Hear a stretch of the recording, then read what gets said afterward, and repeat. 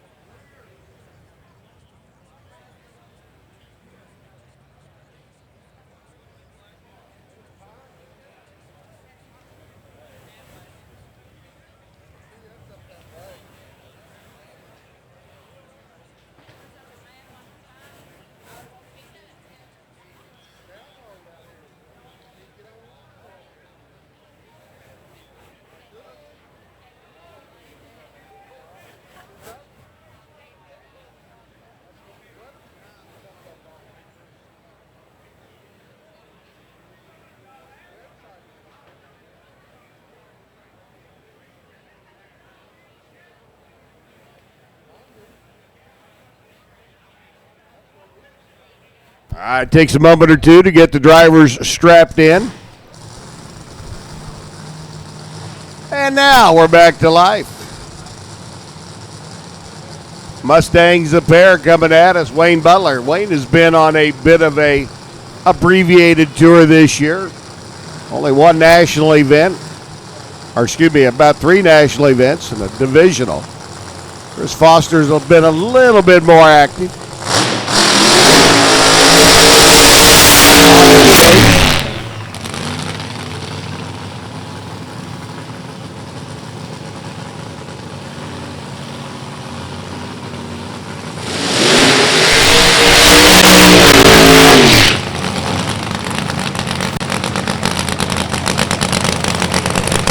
Butler doing his burnout there on the Budweiser side. Chris Foster doing his burnout here on the TS Performance side of the Beech Bend Raceway Park quarter mile.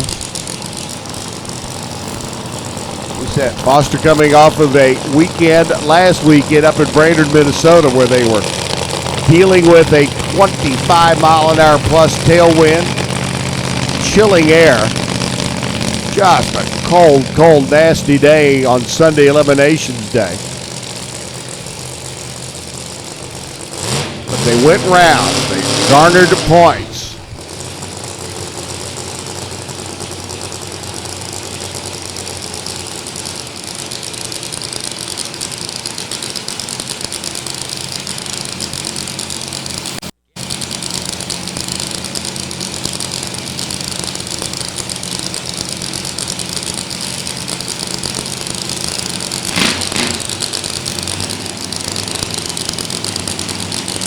So Butler's up left side. Foster up on the right hand side.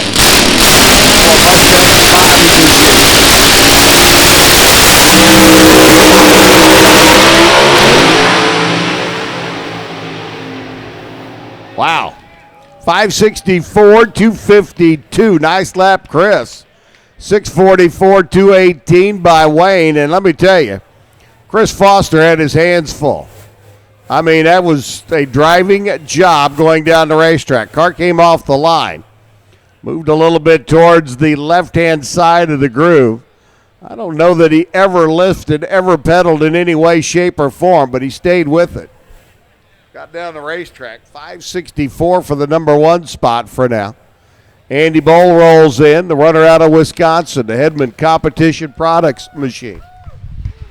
Getting ready to come at us. Another Mustang-bodied race car.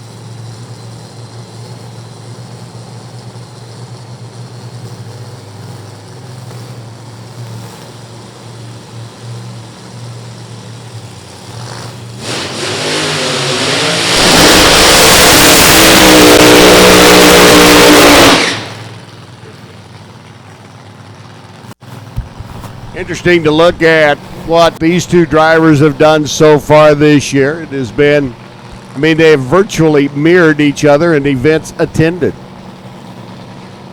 The Indianapolis points meet, the Norwalk points meet, the Chicago points meet in St. Louis a couple of weeks ago, and the low national event for both of them was at Route 66 Raceway.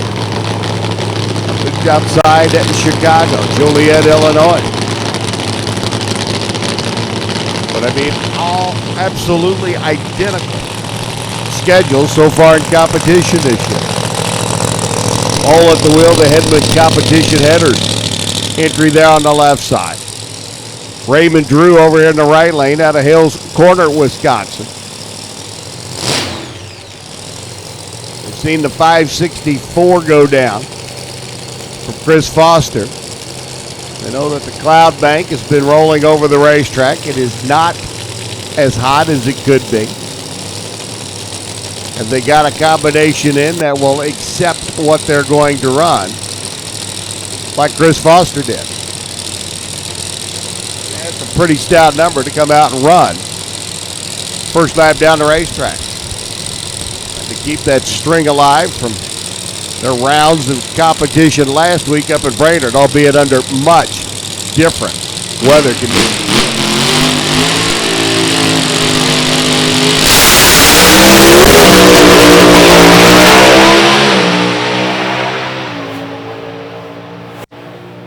.570, 251 by Andrew. Nice lap down the racetrack. I'll put him in the number 2 spot. Raymond Drew came off the line, and driving one of these cars is much like trying to leave a stop sign in a stick shift car. And this is a tremendous oversimplification, if you will, when you're dealing with 3,500, 3,800 horsepower in these cars. But it's just like trying to leave a stop sign with a stick. You have to give it the gas. You have to slip the clutch. You can't give it too much gas, or you burn through the clutch. If you give it too much clutch, you'll shut down the engine. You'll bog it. I think that time Raymond Drew was a little bit too much gas and not enough clutch. And boy, when the clutch hit, it jumped right up on the tires coming off the line. Took a bit of a ride. You could see it just kind of come creeping out of the gate. It jumped up on the tires and smoked them. You knew at that point in time that run was going nowhere, no way, and no how. So he shut it off and coasted down the racetrack. Todd Robertson and Paul Noakes get ready to do battle next. Nice lap by Andrew, though. That 570, 251, right there with Chris Foster's 252 for speed. And just 600ths of a second behind him on ET. So good lap down the racetrack. Seen a good lap in the left lane. We've seen a good lap in the right lane, and we always like that because it tells us that we've got, pretty balanced racetrack.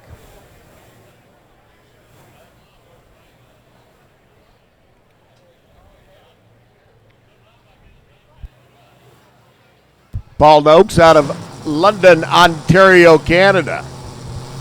The Meritor. Ford Mustang out of Euclid and Fleet Brake. Robertson out of Harrison Township, Michigan.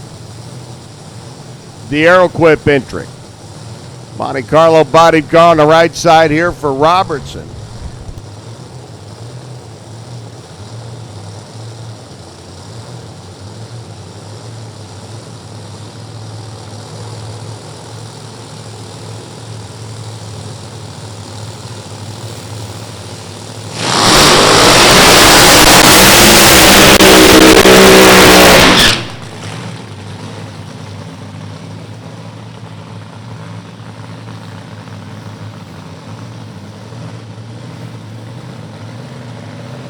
Noakes up on the left-hand side, the runner out of London, Ontario. Made the tow down to Gainesville early in the year to get a start on things. Probably soak up a little bit of CalR's Florida sunshine. The rig parked in the south, picked up the national event down in Charlotte. Also made the trek to Norwalk on the National Event Tour.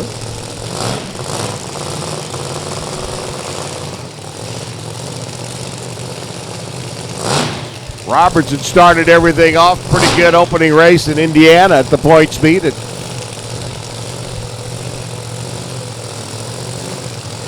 Lucas Oil Raceway, home of the U.S. Nationals. Everybody will be there next weekend. The Eaton gang over here on the right side. See what they can do with their combination to get it down the racetrack. 564 and 570. The strongest numbers so far. Coach Crew over there checking last minute adjustment on the wheelie bar. Making sure it is set and locked. Cars will definitely rock back against it. We've literally seen a funny car snap the wheelie bar. Standing up on its tail, completely off the ground with all four tires and wheels. 6,000 RPM or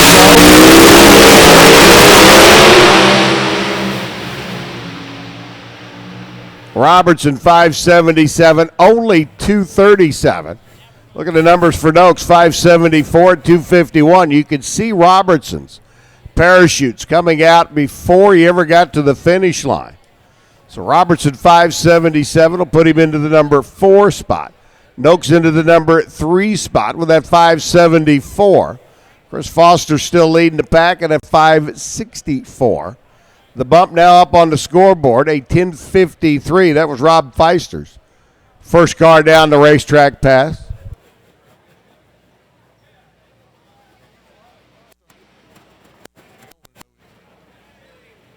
And that'll put a wrap on our alcohol funny car qualifying as the alcohol dragsters now making their way around the corner of the tower here at Beech Bend. Ashley Sanford coming up, the young gunner out of Fullerton, California. Lucas Oil Machine.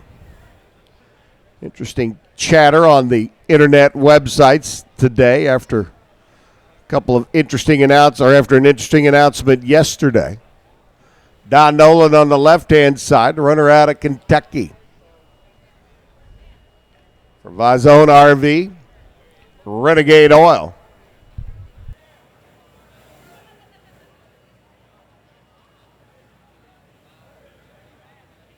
Looking to get the alcohol burner on the left side up against the injected nitro car here in the right line. On the alcohol funny car ranks, everybody runs the same basic power plant. I should say that. Everybody runs the same type of power plant. A blown alcohol burning 3,500, 3,800 horsepower power plant. The alcohol dragster ranks, you have a choice. You can run blower and alcohol like they do in the funny cars. Or you can run an injected nitro combination. Now, if you're a casual fan and you sit there and you think, well, why don't they run a blower if they run into nitro? Well, we have that category. It's called Top Fuel.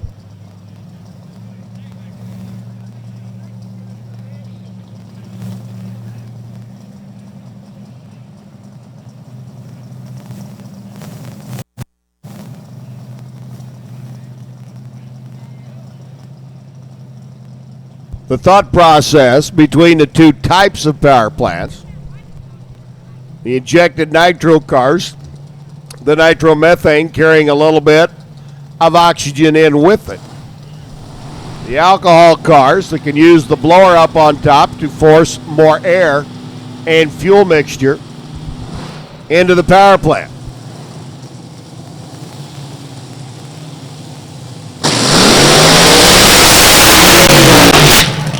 We talked moments ago about the alcohol funny cars leaving like a stick car from a stop sign. You know, bring the RPMs up a little bit, push down on the gas, let out on the clutch.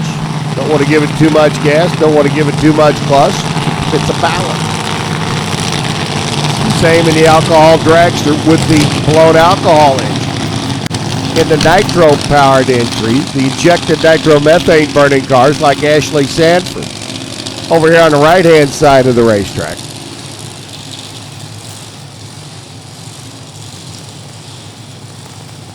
much more along the lines of an automatic. And you have your foot on the brake, the engine at an idle. You mash the gas and go. Again, that's an oversimplification. But it gives you the idea. The load that the clutch brings in on the injected nitro car, the load in the cylinders, is what makes the engine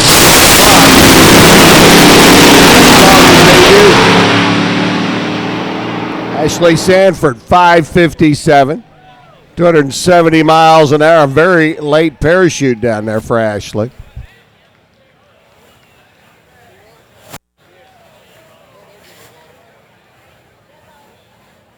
Looks like Ashley makes the bend okay down at the other end of the racetrack. I'm sorry, I was watching to make sure because the blue shoots blossomed very late past the finish line.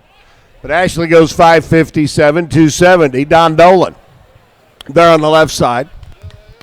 The blown alcohol car, 5:76 at 249.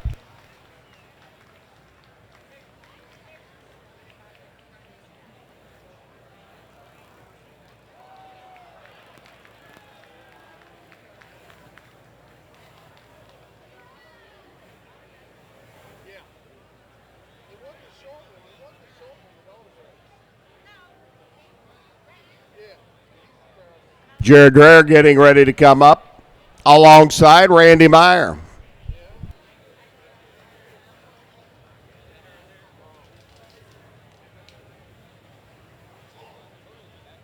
Randy and crew out of Spring Hill, Kansas. Owners of the car that won the alcohol dragster category last week up in Brainerd, Minnesota. Mark Talafero at the wheel.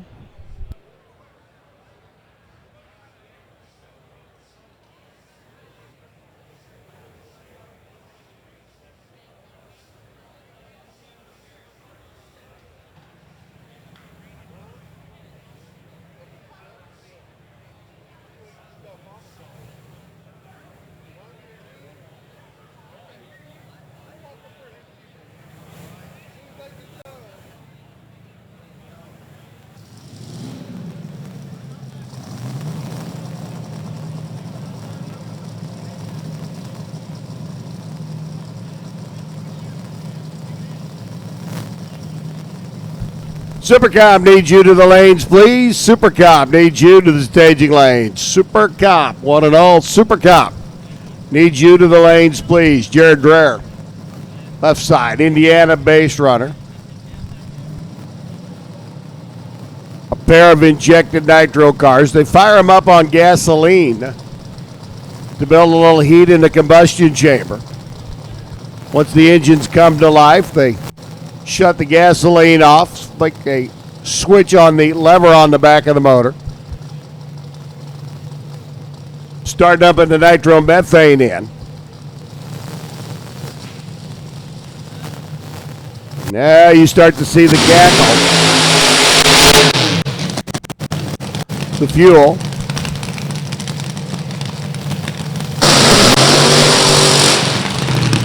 Coming out of the pipes on Randy Meyer's machine.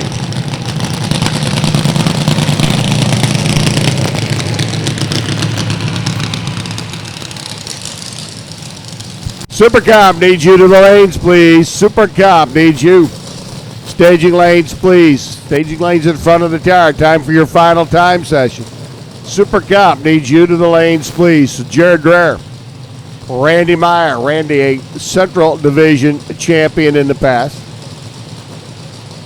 Jared, a divisional winner in the past. Here in the Mid-Central. A couple of drivers, a couple of crews that know how to get it done. Both gentlemen, very successful business owners. Randy with a couple of daughters that have recently licensed in the alcohol dragster ranks. In fact, Megan making her debut in St. Louis a couple of weeks back, where she went to the final round.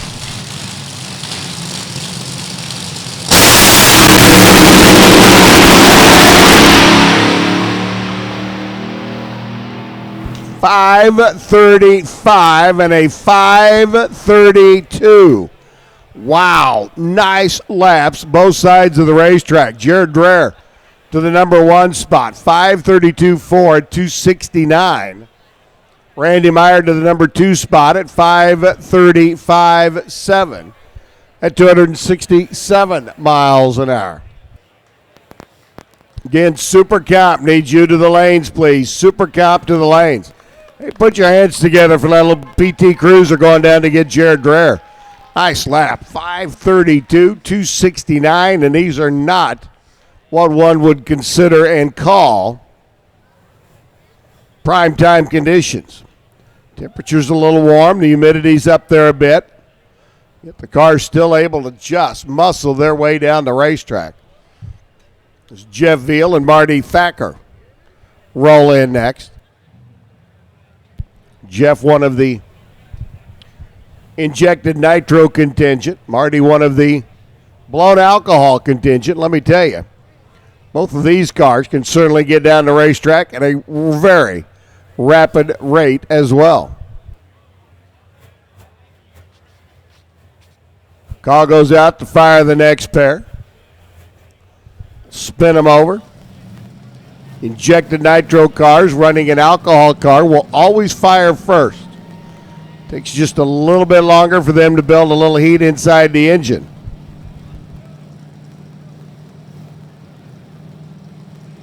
Crew guys on the injected nitro car, Jeff Veal, the runner out of Stony Creek, Ontario. They'll give the heads up, thumbs up. Marty Thacker's crew. Marty, your reigning division champion. The Total Flow Products Spitzer chassis car over on the right-hand side of the racetrack. Marty, final round, U.S. Nationals. More than once.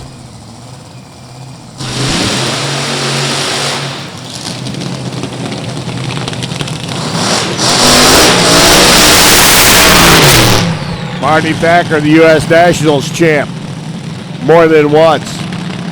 Reigning division champ, as we said, over here on the right-hand side. Tough competitor. Jeff Field cannot be taken lightly, though. The runner out of Caledonia Tire.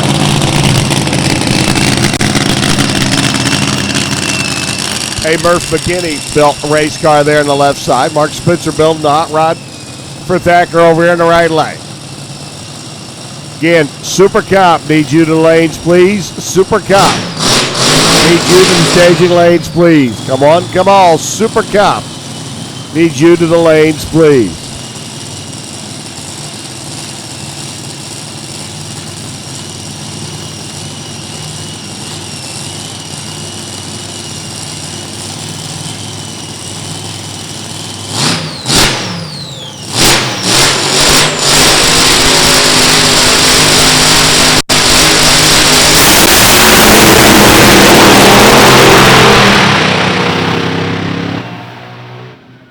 Wow, 540, 257. Marty's car moving around a little bit on the big end.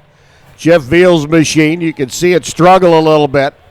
Got down track at a 6-second pace at 187, but yeah, got into a little tire shake out there, got up on the tires, dropped a cylinder, and it just wasn't a pretty lap.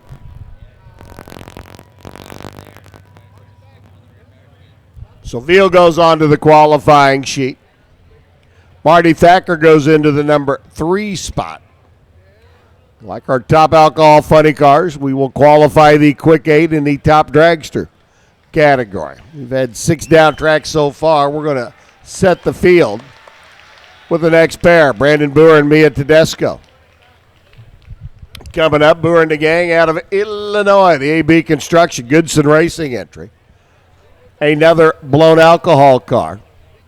Mia Tedesco driving the CarsProtectionPlus.com. Harada Motorsports. Injected nitromethane car here on the right-hand side of the racetrack.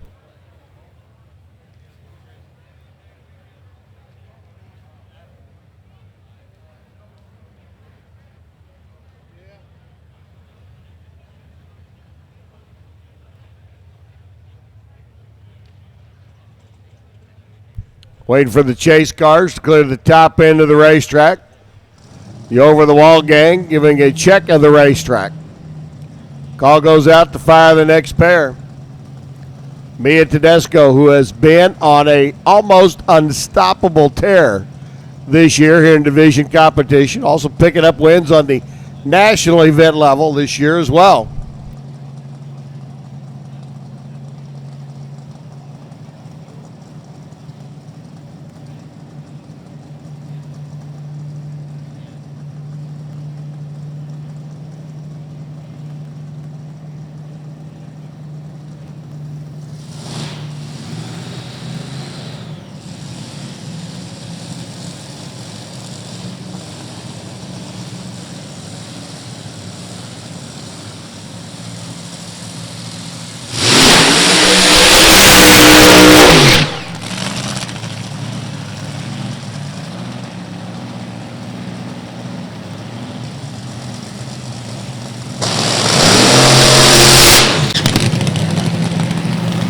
Mia, a couple of wins on the division tour already, a couple of wins on the national event tour.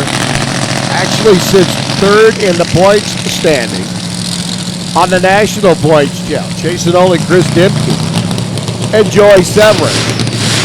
Really isn't that far behind. Brandon Boer coming off the win in St. Louis at the last Lucas Oil Drag Racing Series event we had there, the proud new daddy. Taking a Wally home to share with his new baby girl. Brandon changed the combination around a little bit since St. Louis. Some new parts and pieces on the race car. Mia Tedesco, Dave Harada, and the rest of that gang. Let me tell you, that has been a tough hot rod. Brandon Boer, though, liking the combination he's got right now. Car's running good, running clean, and us really running strong. Let's see what each one's got.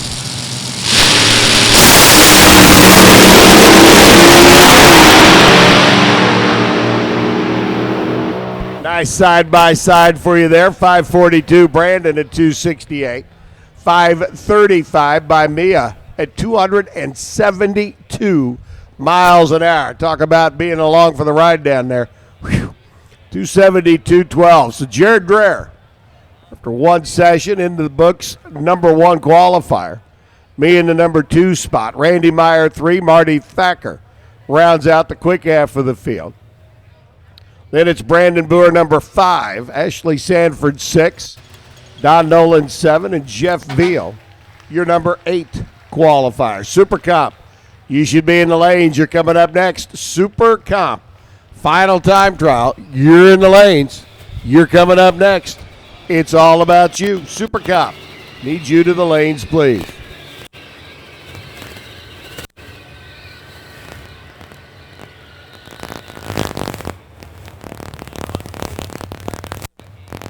.535.6 by Mia by 1,000th of a second. She's able to get into that number 2 spot in front of Randy Meyer, who went 5:35.7 on his lap just a few cars before. So good first round of qualifying. Our Alcohol Dragster and Alcohol Funny Car. We'll have another session coming up a little bit later on.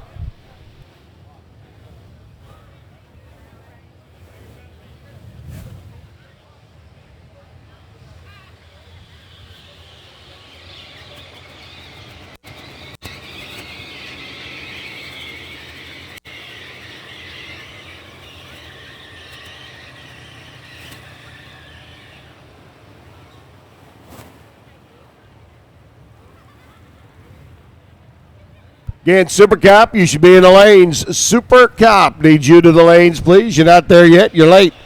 You're tardy. You're MIA. You're AWOL. Speaking of MIA and AWOL, Cody isn't. Cody served his duty with the United States Marine Corps. Hoorah for Cody. Happy birthday, Cody. Thank you for your service, sir.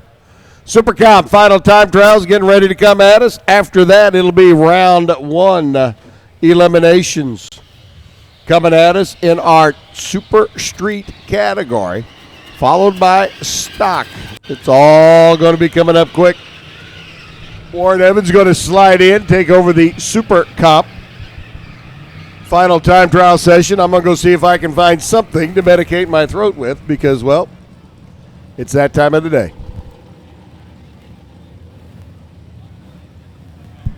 Well, Bob, we learned what your medication of choice was yesterday. If you start now, you're going to sound pretty good by the end of the night.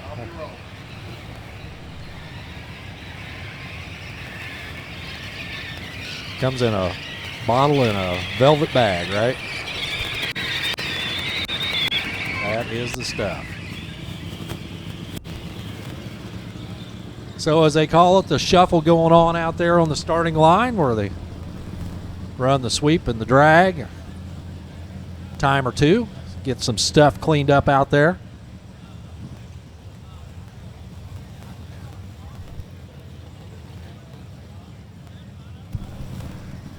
And then coming up next, it's going to be Super Comp, their third time trial. And then, as Bob said, coming up after that, it should be Super Street Elimination Round 1.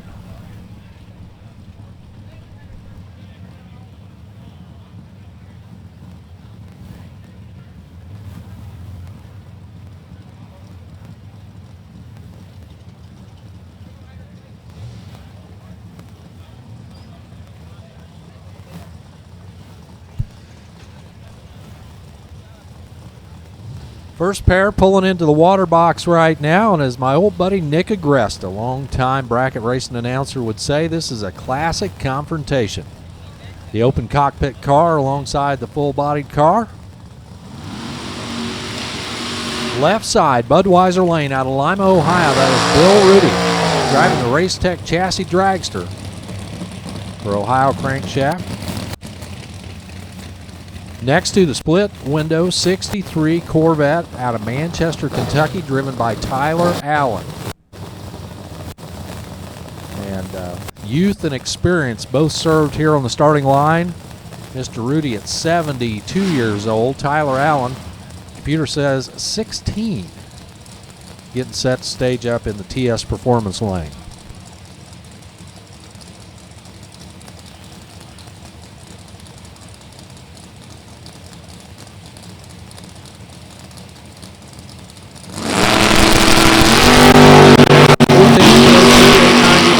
Trying to hit. Rudy looks good on the tree, 008 on the tree. Finish line 885 left side for Bill Rudy at 169. Tyler Allen 886 right side at 151. Jim Blinkarn, Murfreesboro, Tennessee. The engineer driving the Mullis chassis ride alongside Jordan Eaker. From Clovis, New Mexico, it says here, a pilot for the United States Air Force. As Bob just said, for somebody else, thank you for your service, Mr. Eaker. He'll stage up right side.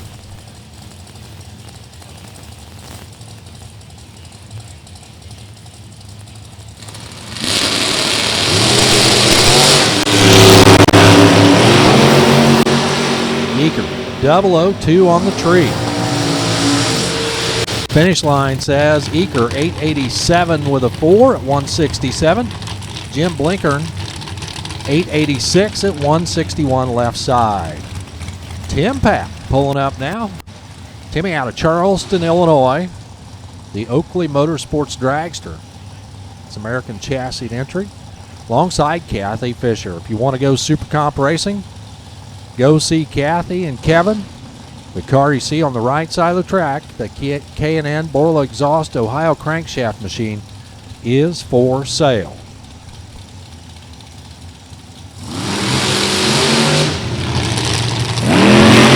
She's 004 on the tree right side.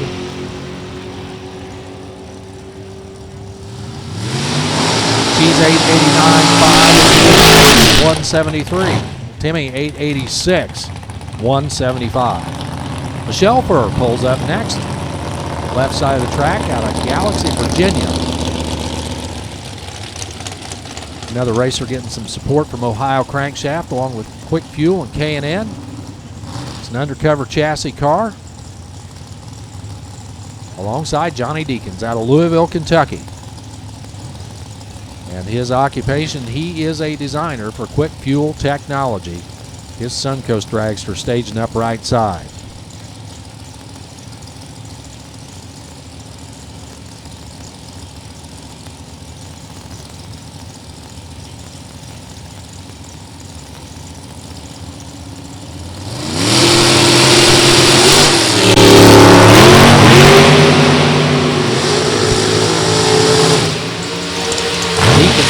There first, looks like.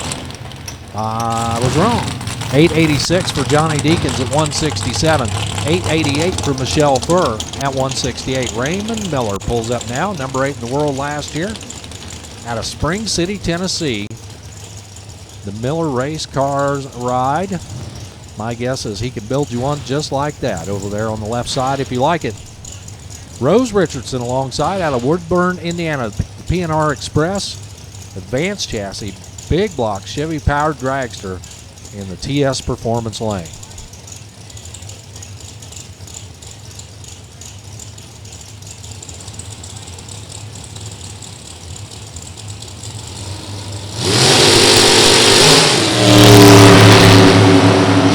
Miller 001 on the tree, 1,000 perfect. Finish line, 888 with an 8.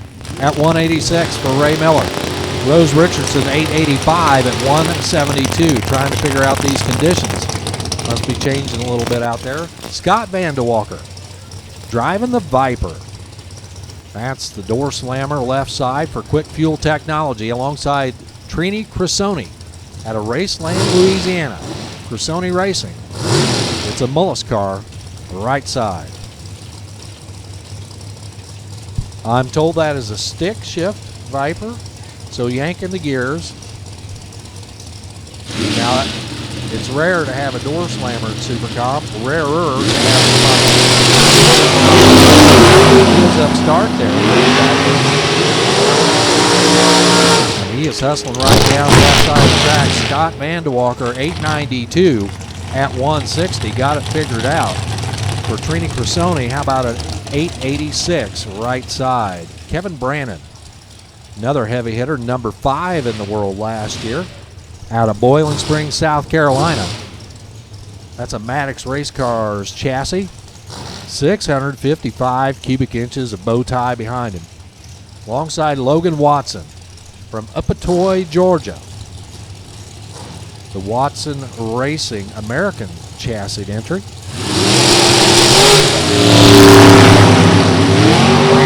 005 on the tree. Logan gets down there first, 885 at 175, but for Kevin Brannon, if he can keep doing that, he's going to be a tough draw as he goes 8,900. 890 with an O, dead on with an O, plus 005 at the start. 5,000s package here on his final time run of the day. Greg True, Cleveland, Tennessee. Left side, alongside Sherman Adcock. Fortson, Georgia, the home base there for that dragster. Undercover car left side, American car right side. Horsepower for the bow tie combination behind him. Adcock goes 888.5, 179 right side. Left side, Greg True, 891 at 179. David Smith pulls up next out of Flintstone, Georgia. He is a contractor. It's a Miller car. Alongside Steve Bueller out of Freeport, Michigan. Profab chassis entry right side.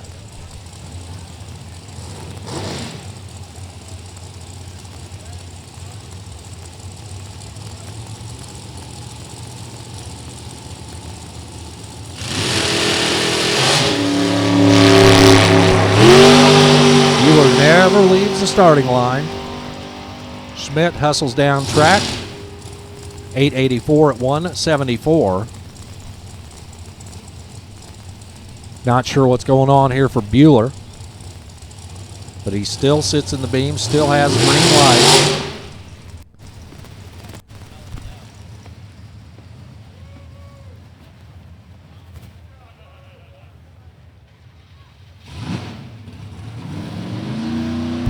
So a treble plate pass there for Bueller. He'll have to go back to his notes to get it figured out for round 1. Jim Nash, Shannon Mingy waiting in the water box right now. Nash from Ooltewah, Tennessee. That's just a guess. I don't have any idea if that's right. I think I got all the letters, though. Shannon Mingy from Urbana, Illinois. Mingy, an electrician for VFW and Bonewell Automotive. Nash for Clayton Trailer Sales.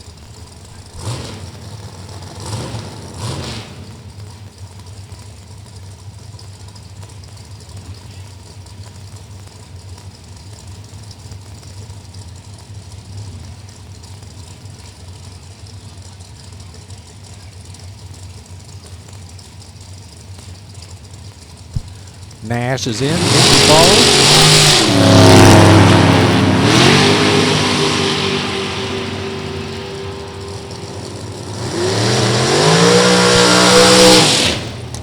Mingy gets there first, 885 at 178, 897 for Jim Nash at 162. Tim Millwood, Columbus, Indiana. That's a 1993 Dodge Daytona door slammer, Dodge Power. Under the hood there, alongside Dennis Klein from Athens, Alabama. The Huntsville engine entry.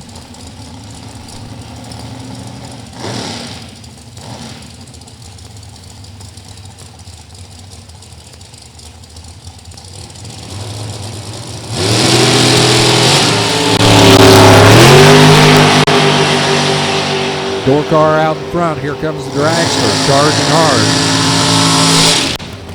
And the dragster gets there first, 879 at 175. Millwood, the door slammer, dead on 890 with a 6 at 151. Rob Kropfeld out of Hamilton, Ohio, the 63 Corvette left side. Little roadster over there. Alongside Billy Walker from Loganville, Georgia. From start to finish landscaping. Helping him get to the track. It's an undercover car.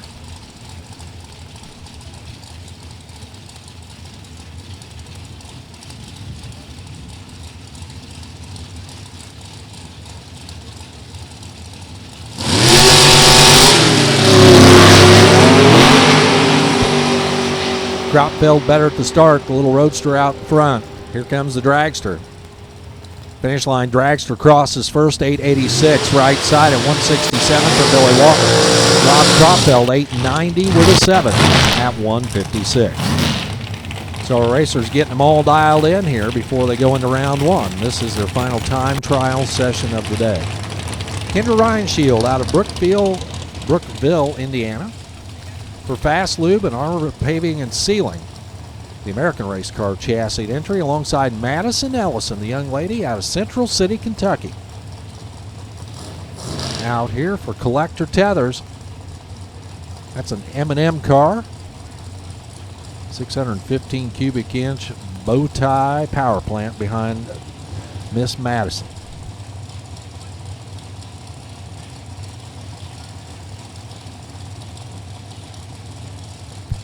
Kendra, a winner about a month ago up at Columbus.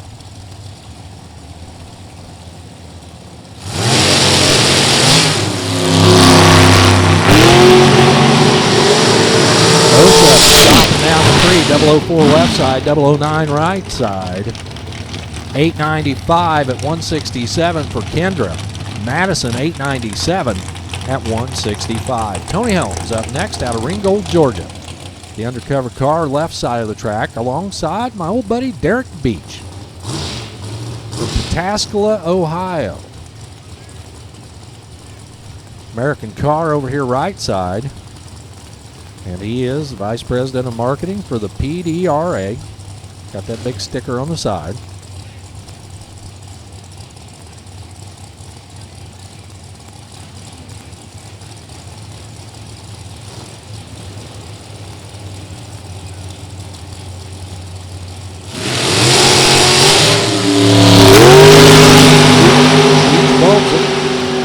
He's red.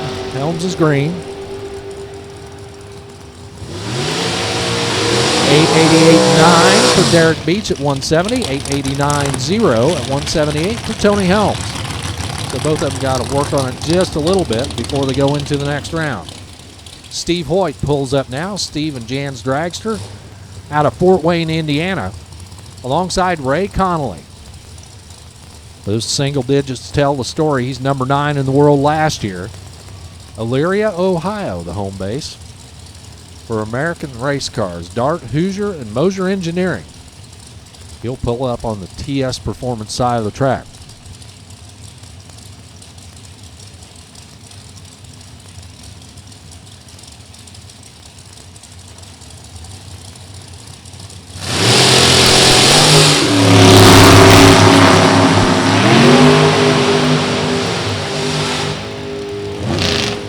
Stops, kick off, away they go. 899 right side at 182 for Ray Connolly, not the number he was looking for. Steve Hoyt also 886. Don't think that's what he was planning on either. Both need to tighten it up, get a little closer to that 890 mark. Jerry Mellis, Hope, Indiana. The Mellis Brothers M&M chassis entry, alongside Tyler Kahele out of Rock Spring, Georgia. Kahele Racing 05 undercover chassis entry.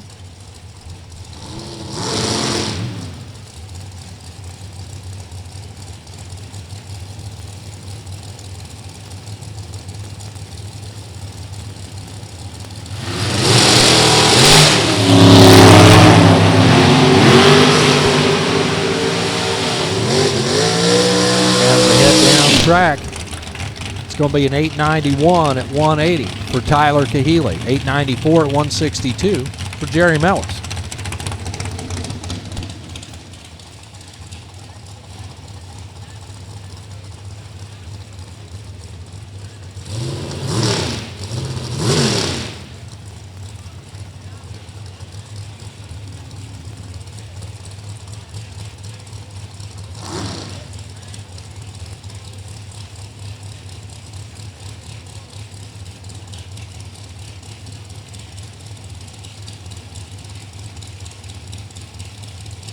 Here's Blake Richardson, alongside George. Richardson 006 on the tree. Blake Richardson 889 at 170. Kahele 887 at 175. Jacob Elrod up next for Sunoco, Mosier, and K&N Filters. The runner out of Lima, Ohio, will pull up in Budweiser lane. Janice Swan over here on the TS Performance side out of Mooresville, Indiana. She is a consultant. Race to Win and SkillmanCars.com, I believe, is her sponsor.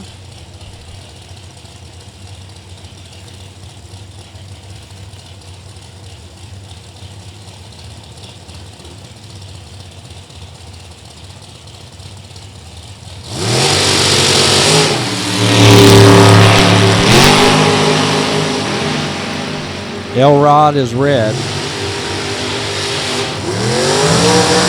Elrod 894.9 at 174. Swan, the car runs the number 890 with a 9 at 176. Kara Forbes pulling up now out of Horse Cave, Kentucky. She manages a restaurant.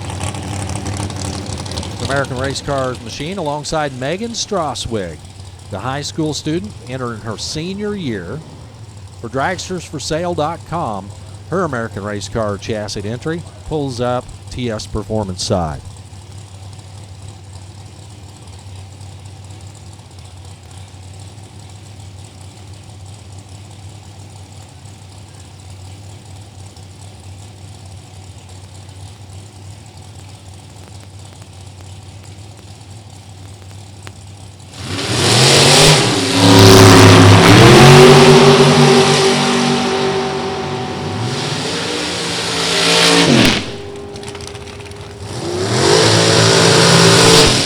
Kara 890 with a 9 at 168. Megan 200 888 at 172. Tony Brown, Denver Maltba coming up next. Brown out of Hallsville, Texas, towed north to get up here to Beech Bend. Denver Malt, but went west. Newland, North Carolina.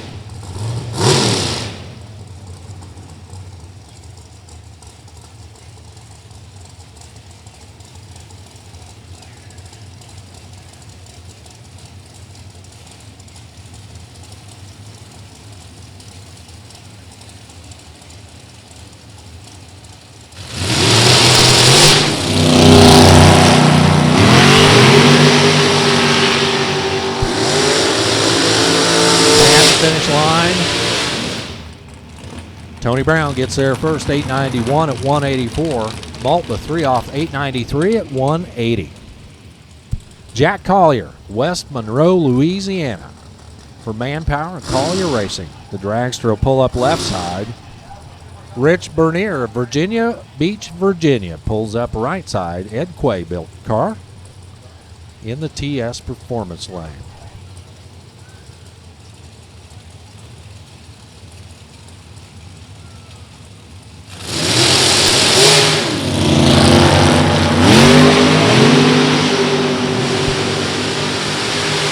Down track they go.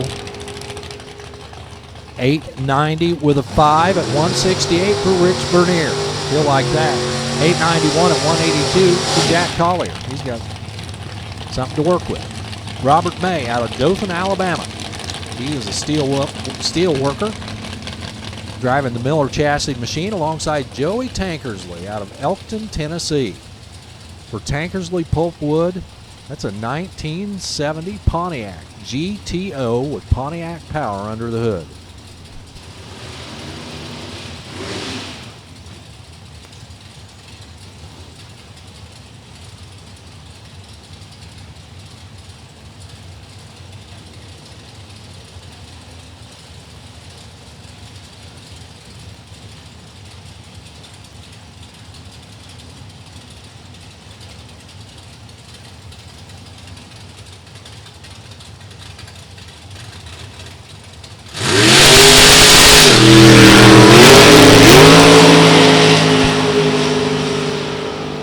Robert May, 004 on the tree. 890 with a 7. 11th thou package for Robert May on his time run. 170 for the speed. 868 way under for Tankersley at 160. Todd Chiava, Elkhart, Indiana. For Vintage Trailers. That's the green machine left side alongside Marshall Glass, Hopkinsville, Kentucky. Little altered sitting in the water box. A little cleanup happening on the starting line right now.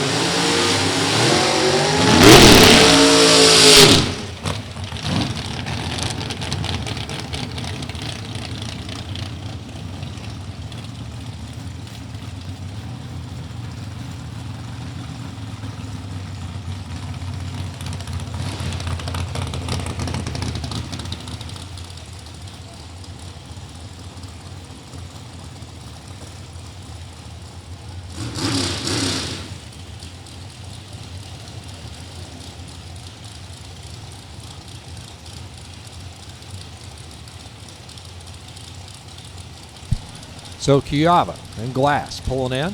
Chiava's in. Glass.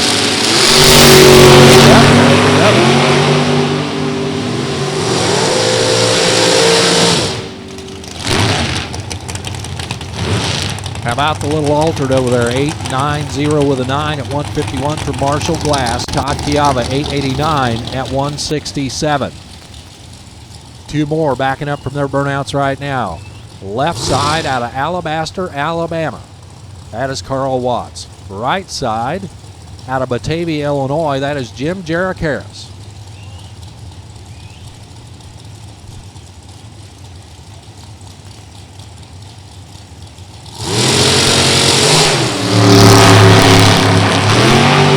Jarakaris looking good at the starting line.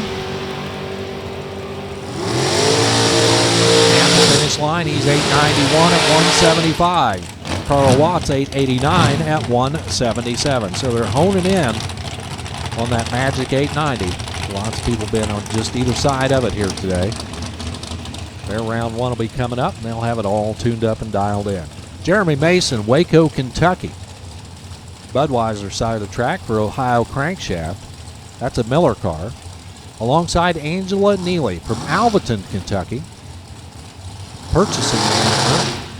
Her sponsor, Quick Fuel Technology. And the good folks at Quick Fuel took care of our racers the other night with a big barbecue. Big thanks from everyone out here to the good folks at Quick Fuel Technology.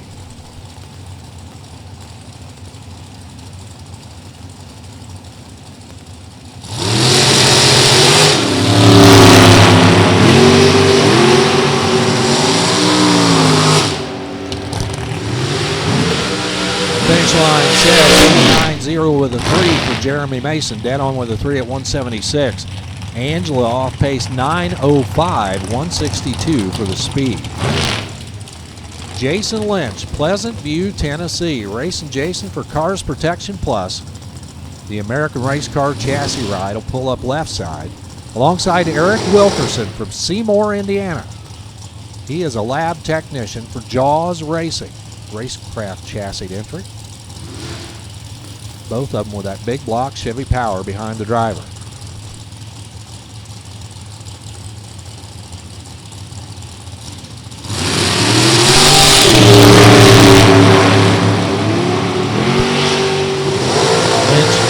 Goes red.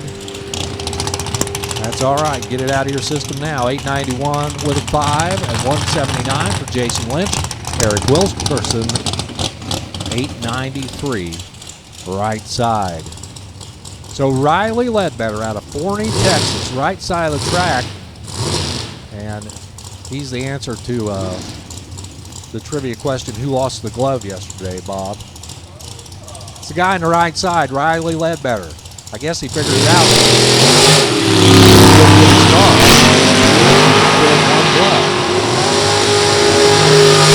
Jerry Sossaby out of Lula, Georgia.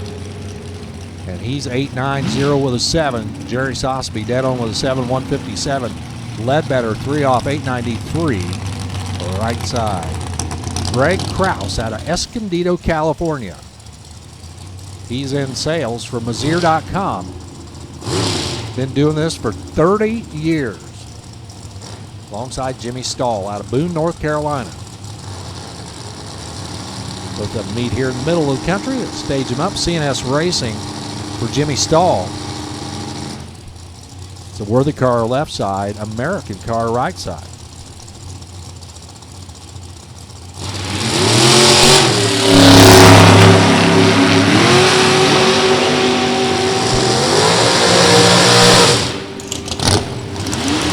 Finish line, it's an 892 left side for Krause at 183. 891 right side for Jimmy Stahl at 172. Bill Vance, O'Fallon, Missouri. A little altered over there, 23 T-bucket altered. Sitting right on top of the pumpkin there.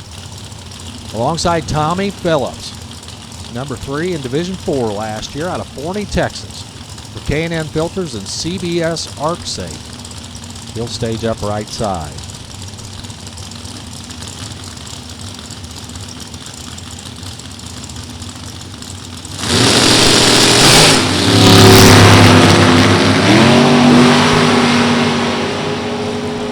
Phillips 006 on the 3. 890 with an 8 at 181. So that's a 14,000 package there for Tommy Phillips. 914 at 170 for Bill Vance. He's got something to work on.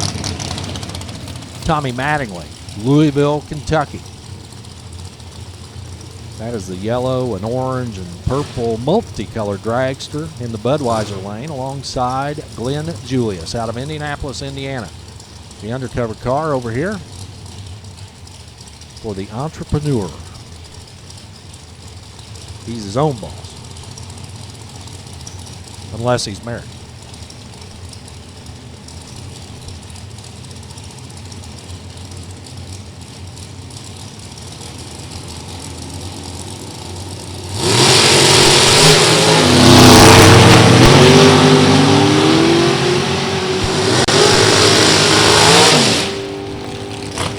For Tommy Mattingly, 890 with a 7 at 159. 979 for Glenn Julius, and not what he's looking for at all. Attention in the pits. Attention in the pits. We need Super Street for round number 1. Super Street, we need you to lanes 2, 3, 4, and 5. Super Street to lanes 2, 3, 4, and 5 for round number 1. Again, Super Street, lanes 2, 3, 4, and 5 for round number 1. Chuck Ridenour, Plainfield, Indiana. The A&A transmissions machine left side alongside Scott Mackey from Milford, Michigan. Babalu Rain. 004 on the green side. Ridenour 001 on the red side. 891-1 for Ridenour. 891-2 for Scott Mackey. Again, Super Street. Super Street to the lanes, please. Lanes 2, 3, 4, and 5 for Super Street. Super Street to lanes 2, 3, 4, and 5 for your round number 1. Jeff Smith Jr., Kendallville, Indiana. He'll pull up left side, the Smith Automotive dragster, alongside Don Higgins out of Mapleton, Illinois. The proprietor of Blue Sheet Pro Software. He's 002 on the tree. So if his computer's working and his software's working, it'll be 8900. Well, pretty close, 8906. 8000's package, that'll win you a lot of rounds. 176 for the speed. 891 at 171 for Smith. Brad Plord, Coleman, Alabama. The LucasOil.com dragster left side alongside Dean McElvain. McElvain race cars right side. He's out of New Carlisle, Ohio. Again, Super Street, we need you to the lanes. Super Street to 2, 3, 4, and 5. Super Street 2, 3, 4, and 5 for round number 1. We've got to see a bunch of people out here this weekend with those single digits on the car. Brad Plord, number 7 in the world last year.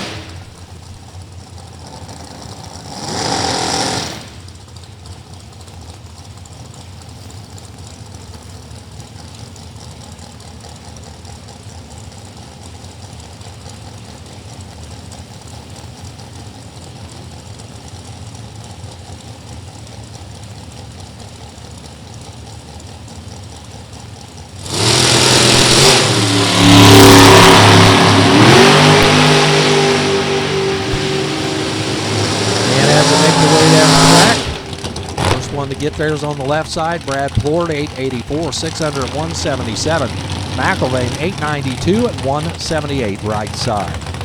2 more, Bo Button, Chase Murray. Butner out of Floyd's Knob, Indiana, says he's a used car salesman.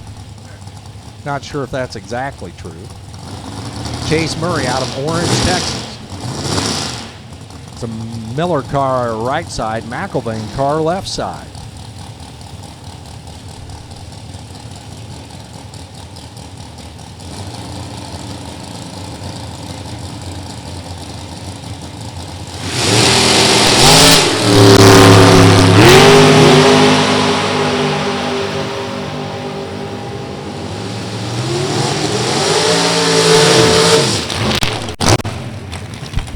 Butner 891 at 172.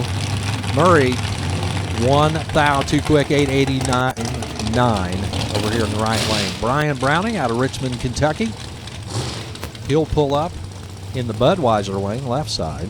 Michael Brumfield out of Centerville, Indiana. He'll pull up in the TS Performance lane, right side.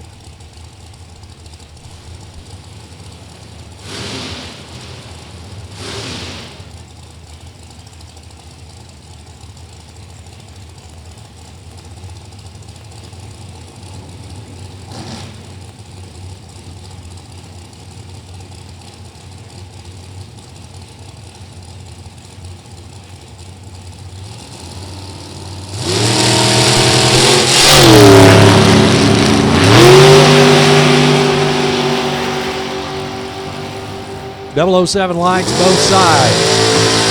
857 at 169. Way under where he needs to be. 908. He's kind of over for Brian Browning. So Brumfield way under.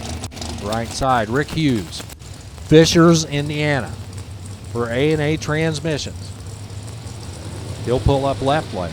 Adam Gerber, right side out of Massillon, Ohio. The American Race Cars APD machine. He'll be in the right-hand lane.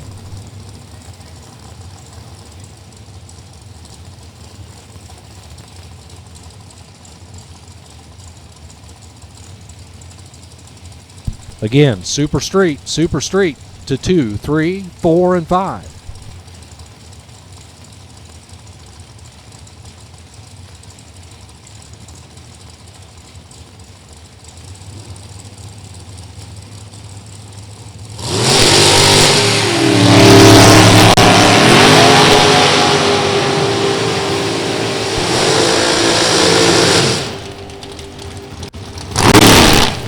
Rick Hughes left side 888 at 163. Gerber 8 under 882 at 177 right side. Alan O'Brien, Ronsaverty, West Virginia for Quality Asphalt Repair.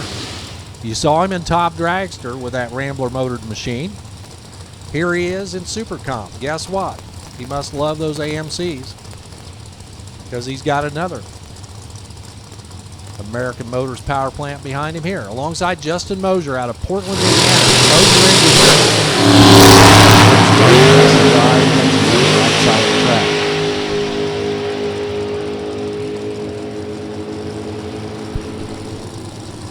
$894 right side for Mosier, 894 at 183. $888 for Alan O'Brien left side at 167. Philip Schmida, Canfield, Ohio for Intensity Racing Products. He is an electronic security technician. He pulls up alongside Danny Waters out of LaGrange, North Carolina, a professional drag racer, right-hand side of the track. American Race Car Chassis and Entry. I'd say he's got the credentials. It's run clear off the page over here.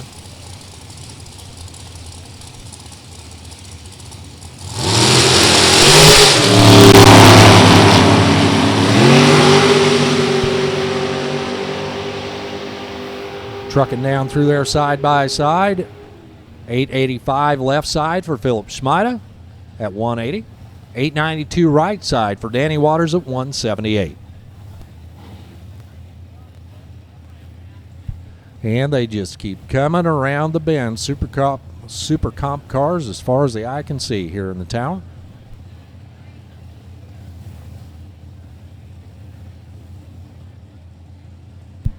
Quick touch-up of the starting line there. Want to take care of any bald spots that might develop. So he'll dump a little rosin on it there, give it a good base, and then he'll cover that up with some BHT. Put the blower on it to get it dried and make it good and tacky there. Help preserve our starting line for all of our competitors, make it equal for everybody. Again, Super Street, you should be in the lanes. Lanes 2, 3, 4, and 5.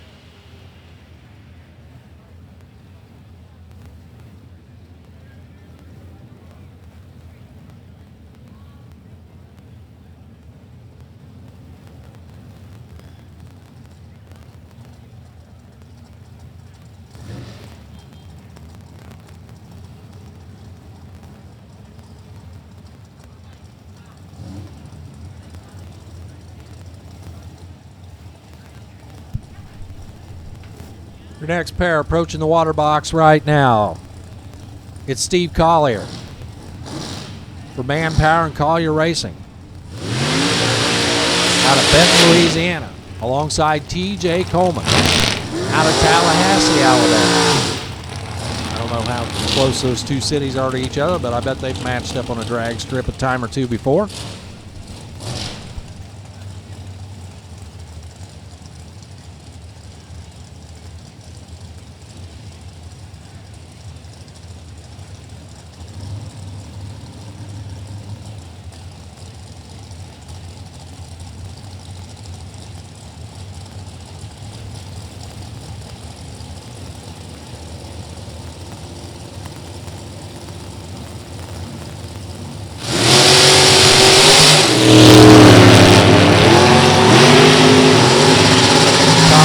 Coleman heading down track.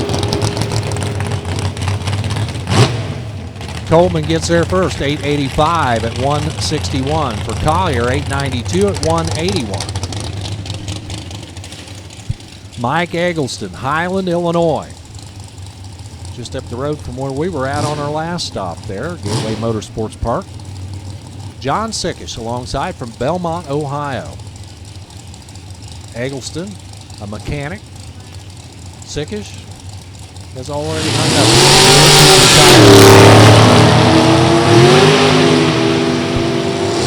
Gives him lots of weekends off for drag racing. Eggleston 891 left side at 178. Sickish right side 896 at 159. James Hinkle pulls up now. He's backing up from his burnout left side out of Danville, Kentucky. For Sun Tropic Pools. Looks like the top of a shimmering pool right there all alongside of his car. It's an undercover car. Alongside Dave Dahlem, Dave and Judy's Dragster out of Tremont, Illinois. The American chassis entry. Way back in the day, Dave and my dad used to race together at Coles County.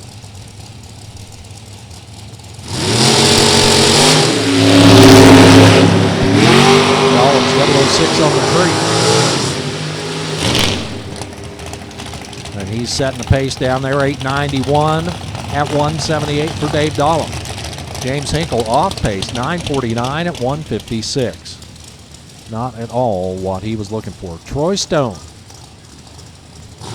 out of Elkhart, Indiana for Vintage Trailer Sales. Self-employed business owner. I think he's the man in charge up there, alongside Luke Bogacki. Cool Hand Luke. 1 year removed from being world champion in Super Comp. He was in Division III, number 5 last year out of Carterville, Illinois, the K&N Engineering Machine. And he is a professional drag racer. That's how he makes his living, him and Jessica and Gary on the road all the time.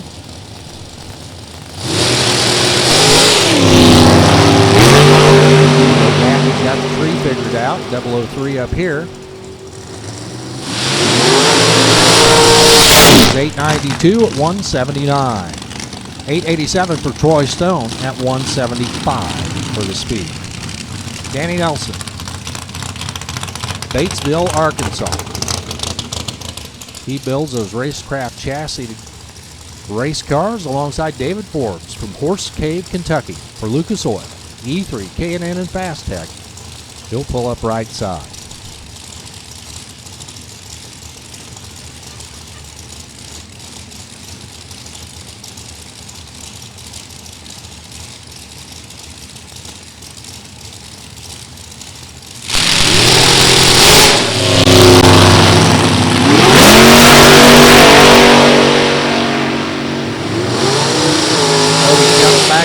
Away they go, 890 with a 2, dead on with a 2 for Danny Nelson at 184, 887 at 179 for David Forbes. Rusty Cook, Budweiser side out of Cynthiana, Kentucky. That's not what you want in a restaurant, right, as a Rusty Cook? Yeah, we'll think about that one. It's a little esoteric there. That's right. You could knock the rust off, that's right. Alongside Jessica Bogacki out of Carterville, Illinois. She's a professional mom on here. for her crew chief, Gary, back at the motorhome.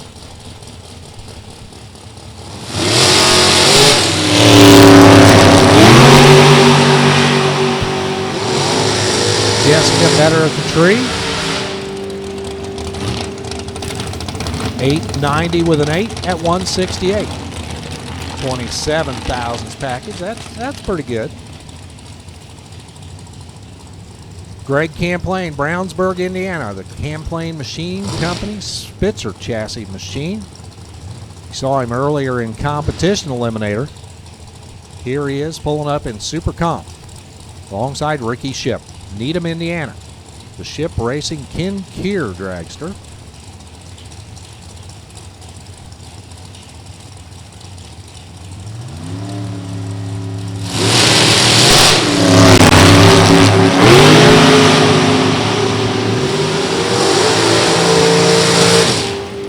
Down track they go. 888 for Camplain. He's 2 under at 175. Ricky Shep 4 under 886, speed of 170. Todd Cincinnati out of Clarksville, Tennessee. For Hoosier and Tenon Suspensions. He'll pull up left side. Alongside Bill Riddle from Brighton, Michigan. The Corrigan Race Fuel Adkins machine.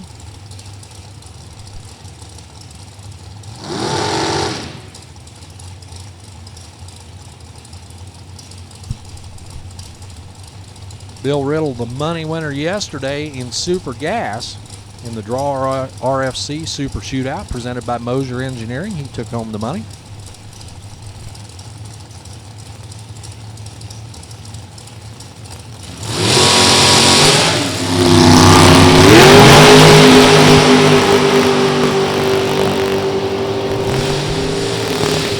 Todd and Bill finish line 894 for Bill Riddle, 176. 903 Todd Cincinnati at 174. Derek Denning out of Pleasant View, Tennessee. Denning Mechanical American Race Car Chassis, big block, bow tie powered ride. Alongside Todd McCann from Centennial, Colorado. Just in the area. Stopped by Doolittle Racing. For McCann Racing, that's an undercover car.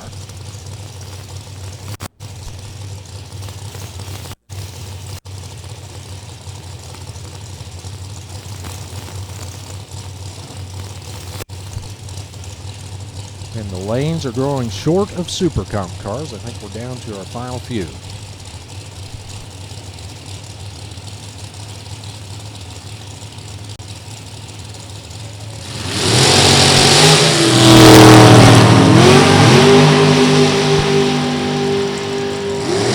Derek, the better of the two on the tree. Finish line. Derek is 894.5 at 174. Derek Denny at the left side. Right side, Todd McCann, 894.0. Chris Reynolds, Joelton, Tennessee. Alongside Ryan Richardson from Greenbrier, Tennessee. Let me try that again. He is a 20-year-old student, one of the Richardson boys. If I am not mistaken, Ryan went down to the money round at Gateway the other day, and Devin Eisenhower beat him there in the final. But Ryan having a pretty good year here in his dragster. See Dad Edmund out behind the car.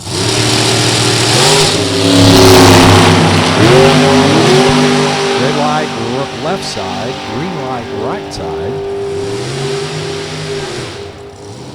893 is a pair. 893.4 left side for Chris Reynolds at 171. 893.2 right side for Ryan Richardson at 180 for the speed. Holden Larice out of Raceland, Louisiana, alongside Scott Lamar from Hawthorne, Florida. Both of these racers head north here, stopping off at Beech Bend before they go on to Lucas Oil Raceway next weekend. Holden left side is 18 years old and a student. Scott Lamar, an agent broker, and in his early 60s, enjoying a Saturday here at Beech Bend.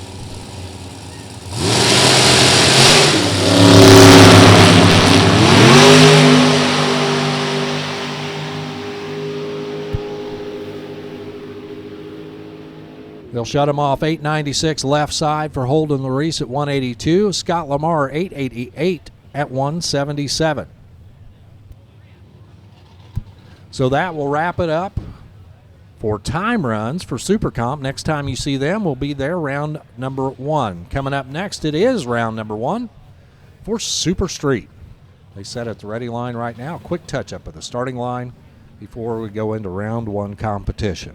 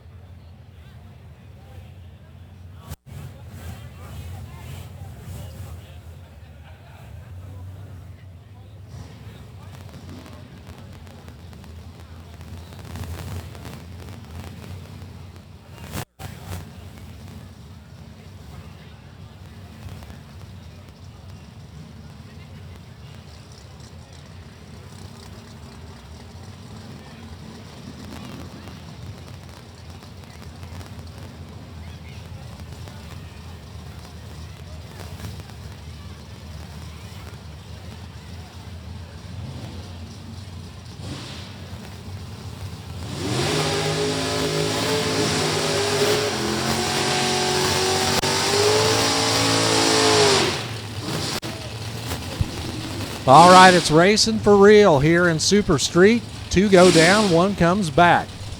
Rudy Matthews, Super Street runner out of Ohio City, Ohio. 69 Camaro. He'll pull up in the left lane. Jason Satterley alongside from Lawrenceburg, Kentucky. The 99 Firebird pulls up right side. And they are doing it for real here. As this is first pair, round 1 of Super Street. Probably didn't look much different to you there if you're sitting in the grandstands. All 3 ambers come on. 0.5 of a second later, they take off. Jason Satterley turns on the wind bulb. 1096 at 124 to the 1097 and out for Rudy Matthews. Tyler Smith up next, Springfield, Tennessee.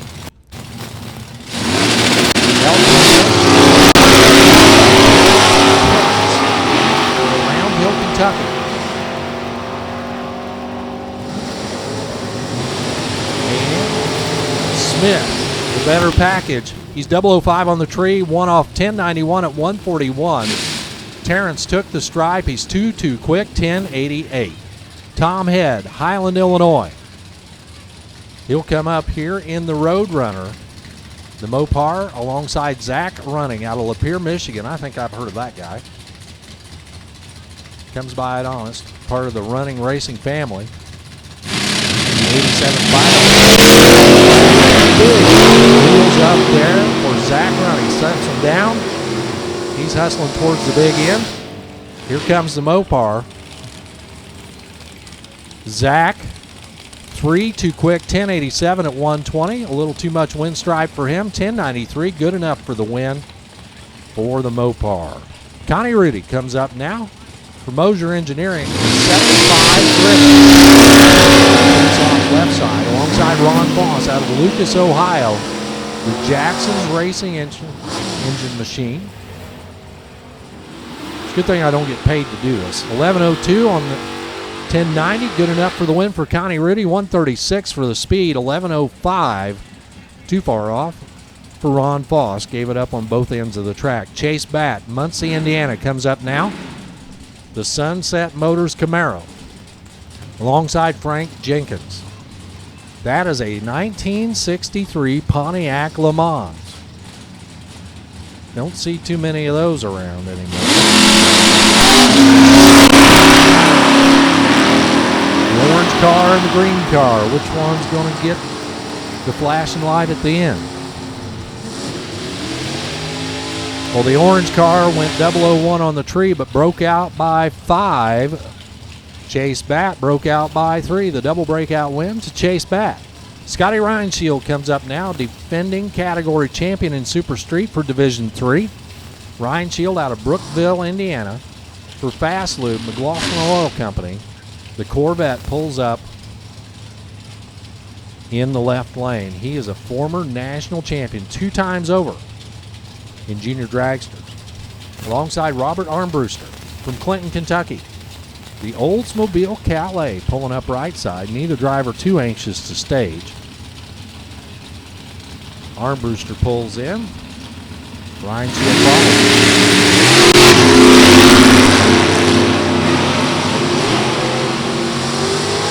The Calais out in front. Corvette making up ground. Finish line decides at 4. Scotty Reinshield, 1091 at 141. Armbruster too quick, trying to catch him, never did. Scotty Reinshield advances to round 2. Adam Klein, Franklin, Kentucky.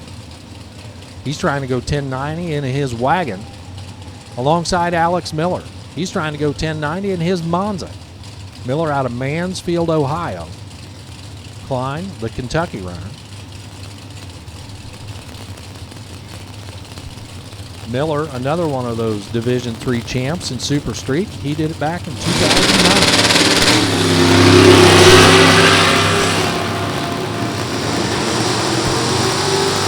The wagon down track. Monza charging hard, trying to gather him up. The Monza getting the job done on the double breakout. He's 1 under 1089. Klein 4 under 1086. Bob Schmidt, winner at St. Louis 3 weeks ago, out of Grove City, Ohio. The Bob Schmidt Performance 67 Chevy 2, alongside Stan Coleman, out of Tallahassee, Alabama.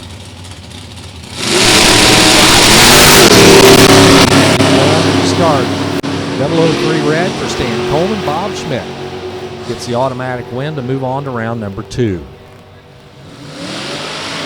Schmidt shuts him off to a 1096 at 140. 1097 and out. 142 for the speed for Stan Coleman. Rob Kropfeld comes up now. The Vega wagon out of Hamilton, Ohio. That's the first Vega wagon if you're looking at the track. Ken McNichol out of Hendersonville, Tennessee. He is a fleet manager. Final yesterday in the Draw RFC shootout.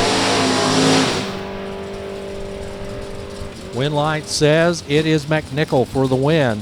He'll go on to round 2. 1094 at 128 for your winner, Ken McNichol. 1092 for Kropfeld here in round 1. Jimmy Bannister, Laverne, Tennessee. The JLB Racing Vega wagon. Back-to-back Vega wagons left side. Don Strickland out of Red Bay, Alabama, right side. The Chevy 2 pulls up.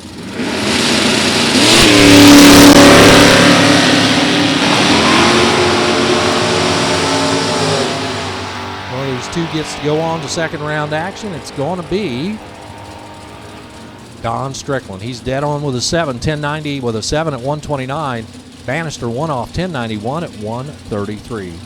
Not going to get it done. Ray Dew, League City, Texas. He's a construction man. Total black. Outside out of Tallahassee, Alabama. That's available. The traditional version, the two-door hatchback.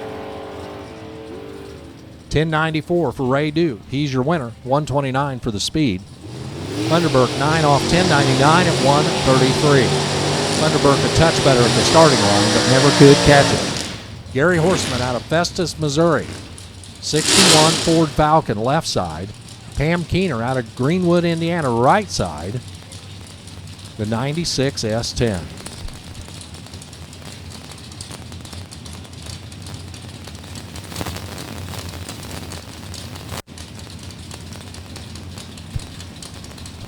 Both of them looking at that 1090 on the scoreboard, trying to get as close as they can to that. Here is done. One red light start for Pam Keener. Gary Horseman will make the lap to get it dialed in for round number 2. Gary Horseman 1086 at 136. That's 4 under. Doesn't matter. 1095 and done at 133 for Pam Keener via the red light start. Chris Hornbuckle, Springfield, Tennessee. That is a 65 Chevy 2, the orange machine with rally stripes on it. Alongside Chad Taylor from Sellersburg, Indiana, 1988 Camaro, right side.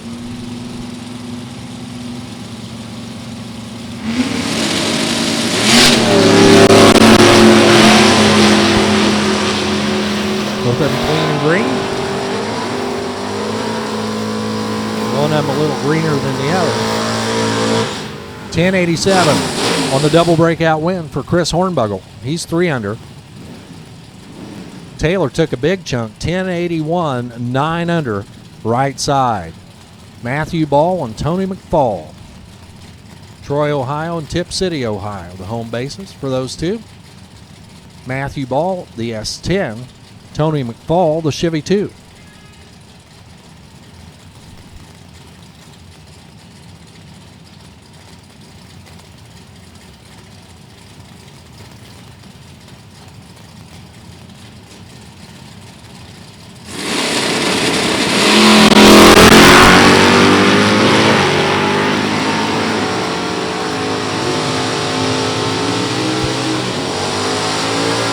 At the win stripe, it's going to be Matthew Ball for the win, 1093 at 127. For Tony McFall, 1095 at 117 and done here in round 1. So Marcia McFall is going to try to do a little better than Tony did. Marcia McFall right side out of Tip City, Ohio. The 67 Camaro pulls up right side. Brian Richardson left side out of Woodburn, Indiana. That is a 1998 Pontiac Firebird.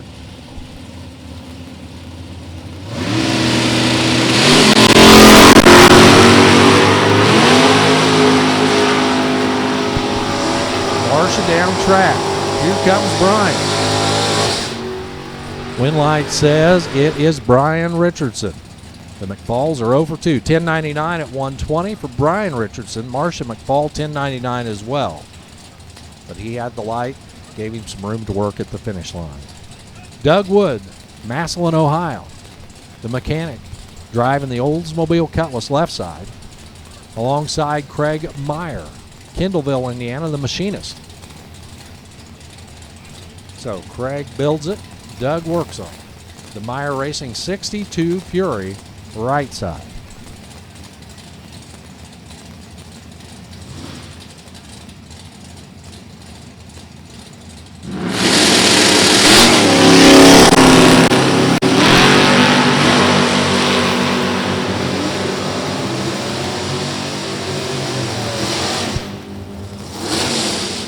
Finish line says it is Craig Meyer. He's 2 quick, 1088 at 137. But Doug Wood, 1081, 9 under, left side. Mike Vance, Bitsy Satterley come up next. Mike Vance in the 57 Bel Air. He's out of St. Peters, Missouri.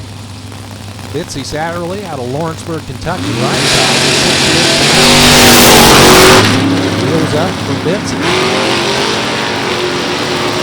Vance the red machine, Bitsy the blue machine. Who's going to see the winning light down there? It's going to be Mike Vance. 1098 at 125 takes out the 1093 at 133. That tells you where that race was won. Back up here on the starting line. Better Light. Left side. Michelle Furr comes up now out of Galaxy, Virginia. For Ohio Crankshaft, Quick Fuel, K&N. 68 Camaro stages up alongside Morgan Hoda out of Biloxi, Mississippi.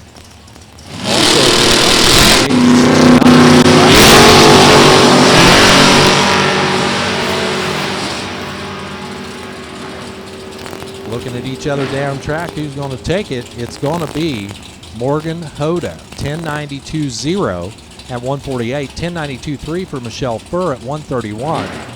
Morgan had a 009 light to help out the cause. Morgan comes back for round 2.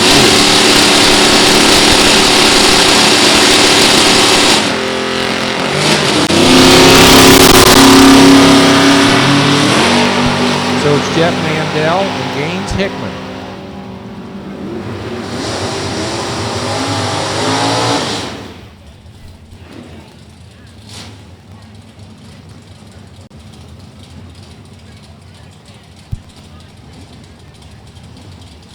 Ryan Hart, Cordova, Tennessee, coming up now alongside Tony Leonard.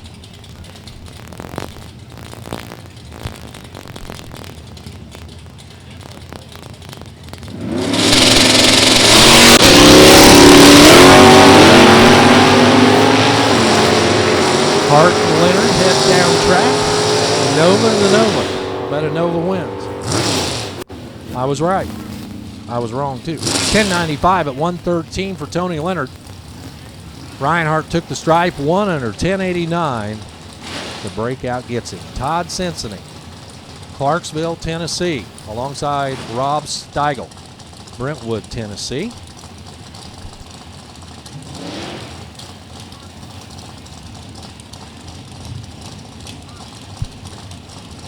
Attention in the pits. We need the left side of the ladder for stock eliminator. To the lanes. We need the left side of the ladder. And I presume the 3 designated pair. Is that right, Jay?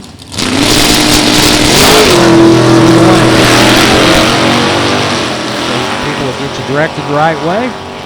So the left side of the ladder for stock. To the lane. Todd Cincinnati for the win, 1093 at 125 for Rob Stegel. It's a 1094 and out at 134. James Hinkle, Dan Hulloweg. Hinkle, Danville, Kentucky, 64 Chevy 2. So again, the first 3 designated pair in the left side of the ladder for stock eliminator. To the lanes, please. Dan Hulloweg wheeling the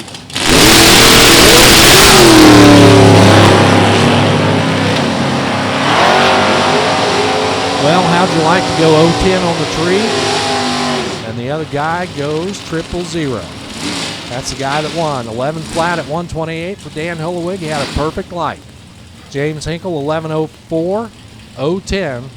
Not going to get it done. Josh Green, Shelbyville, Tennessee for Green's Towing. Left side, the Nova. Right side, the Chevelle, Ronnie Maggard out of Carthage, Tennessee.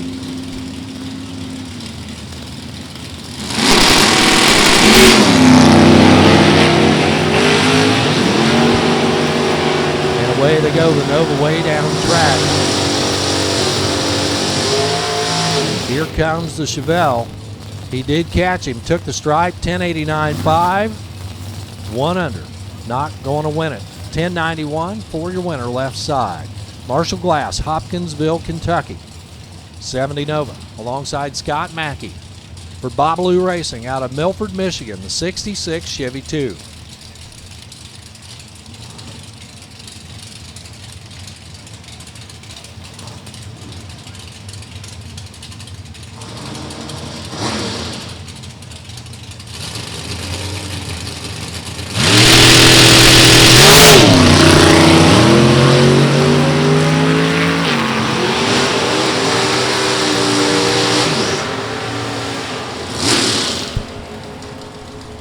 $10.94 for your winner, Marshall Glass at 124. Scott Mackey down here in round 1, $10.95 at 152.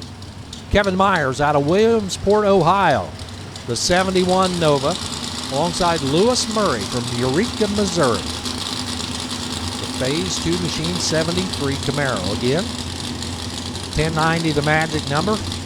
5/10 Pro Tree is what they see.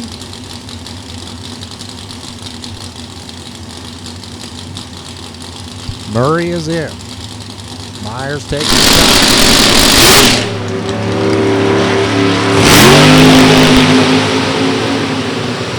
For Murray, car comes to a complete stop, then launches again. Gathering him up. He gets the win. 1094 at 154. 1086, 4 under at 130. Left side for the Nova. Jerry Bledsoe out of Hopkinsville, Kentucky, alongside Rick Ship Sr., Whiteland, Indiana. Ship driving the 56 Bel Air. That is a classic ride right side. How about that Chevy 2 wagon? What's the wagon?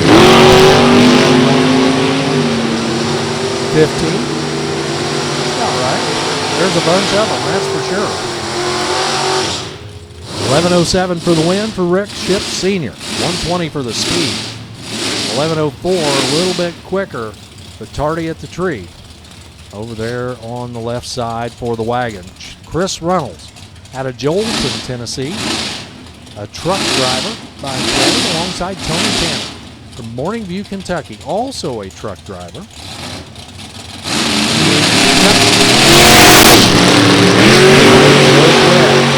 Goes on to round 2. Tony Tanner in the Cutlass sees the wind light flash and drives it out the back door to an 1101 at 133, 1094 at 132, and the red light start for Chris Reynolds. 2 more in the water box. Ricky Ship out of Needham, Indiana. Left side, the 70 Nova. Alongside Philip Schmeida out of Canfield, Ohio. For Intensity Racing Products, he'll stage up the 88 Cavalier.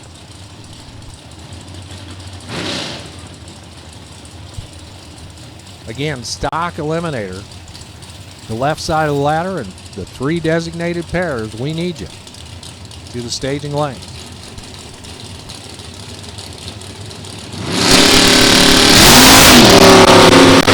Right, double over. Ricky Ship right there too. Keep my mouth shut. Sorry about that. Ricky Ship gets the win. 1091 takes out Schmeida's 1092. Margin of victory, all zeros. 4 zeros across the board. A dead heat at the finish line. Jason Charlton gets the bye into round number 2 out of Grand Rapids, Minnesota. The 74 Nova.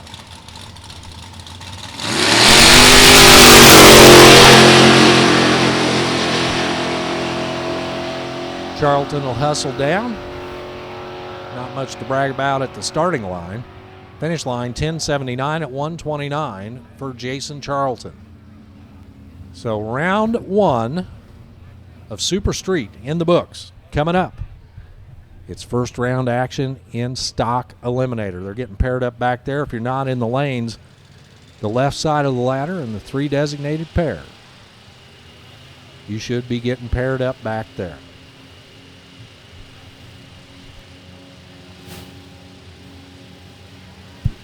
I'm going to step away here. Next voice you hear for Fast Lane Communication. Thought I'd throw that out there. You got it printed on the shirt. I have to say it. All right. It'll be the dulcet tones. That's a good term for it, right? It's like the golden pipes. It's soothing, relaxing. Not exactly the voice of God, but you know, it's pretty good.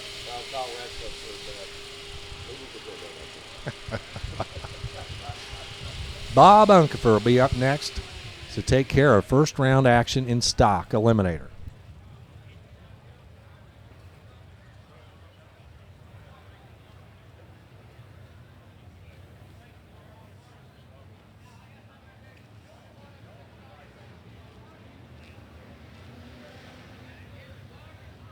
Stockers, all I can say is you need to be in the lanes. Round number 1 coming at us, and, well, we all know what happened a little while ago when that gray cloud blew over. And if you look off onto the horizon, you see another gray cloud coming. All righty, got Stockers coming around the corner now. I like it.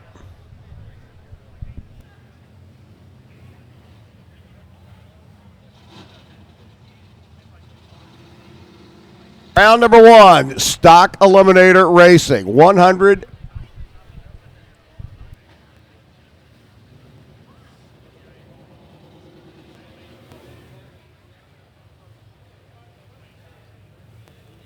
$113 stock eliminator cars answered the bell.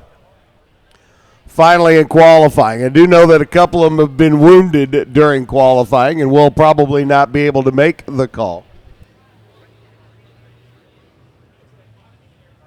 4 round 1 of eliminations. And we all know that there are a few that come to Bowling Green to get their qualifying laps, get their grade point, then trek on up the highway. And that's their prerogative. They can do that. It's a free country.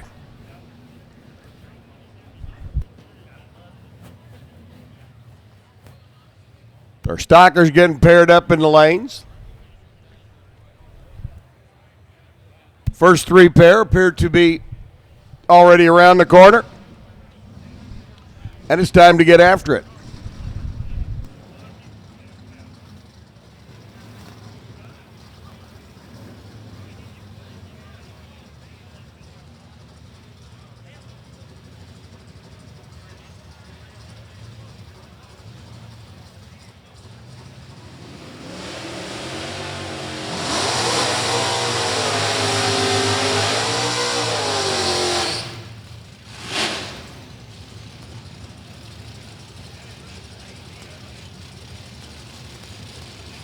First pair out features a pair of Camaros, but also last year's runner-up.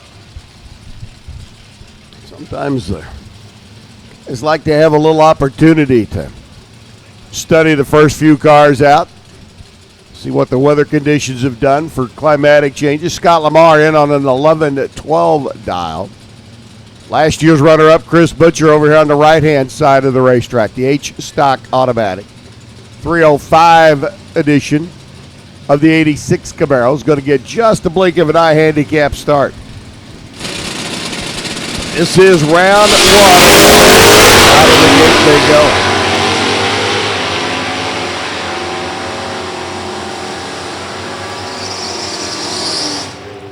go. Scott trying to pull in from behind. You can hear Chris Butcher down there whopping on the throttle. 11:42. 110 miles an hour, 11:18 by Lamar after being just a tad tardy. Leaving the starting line, Kevin Hawkins, Kevin Elliott. Another one of those pair of drivers on the lines right now where I will bet you $100,000 that Kevin wins the race. Because there goes Kevin Elliott, and he's your winner. And I say that because Kevin Hawkins red lit back there on the starting line. Good-looking Rogers Electric 81 Malibu wagon. Cruises through 13:11 on the 13 flat dial, 11:10 by Hawkins. 117 miles an hour down at the other end of the racetrack. Josh Green rolls in, taking on the 3-time back-to-back Stock Eliminator World Champion Kevin Helms driving the Southland Dodge. 426 Hemi Challenger over here on the right-hand side. Handicap start goes to Green.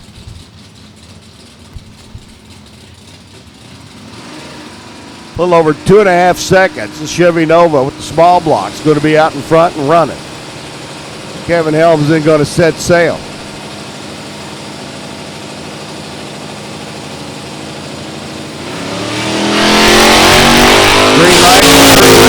Green light for Kevin.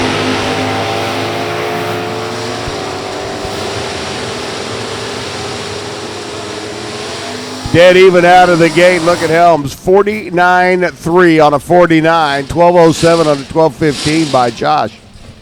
Helms ran him down. Stayed right on the money, honey. Tom Rambo. Now taking on Kenny Friedman. Friedman's big block. 396.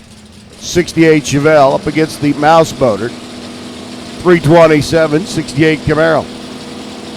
Handicap start by 3 Han.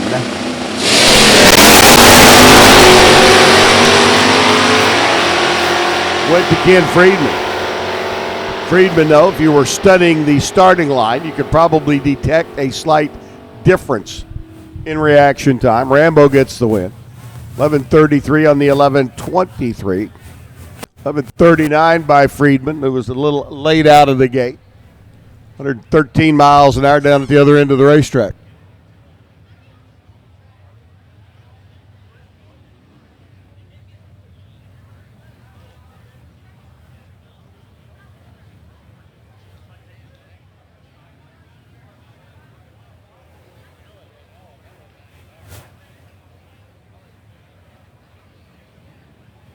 Again, stock eliminator competitors on the left side of the ladder. You should already be in the lanes paired up and ready to go.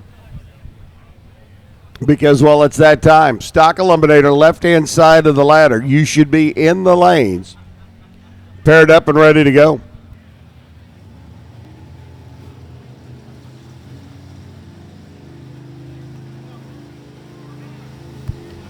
Jeff Mondell, car number 323J in Super Street.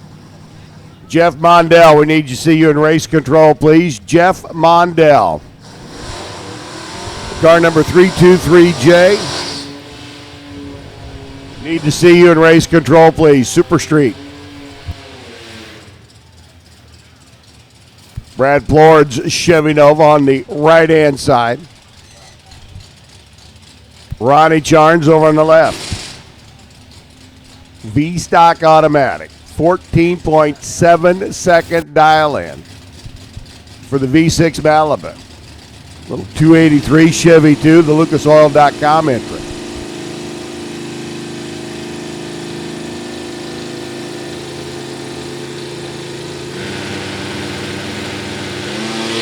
Red light start, it's already over with.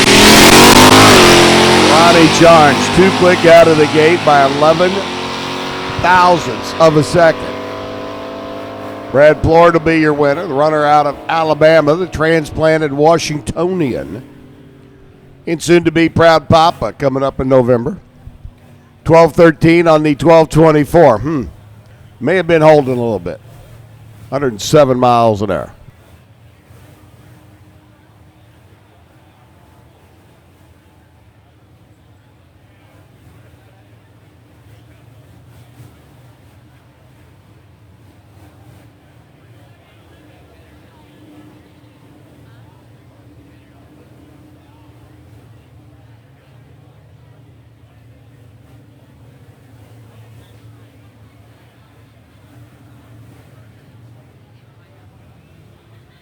So waiting for our pairs to get paired up back in the staging lanes here in round one of stock.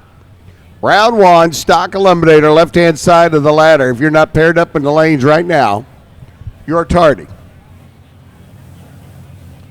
And we may have to send you to the principal's office.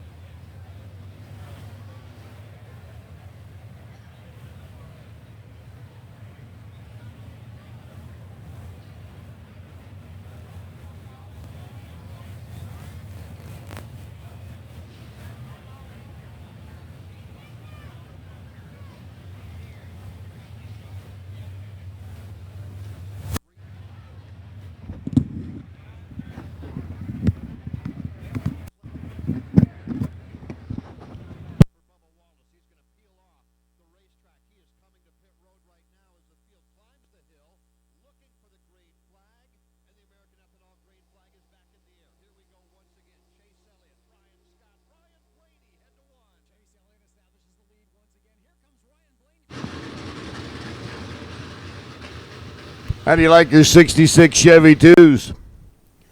Two-door hardtop SS version or two-door post businessman's car?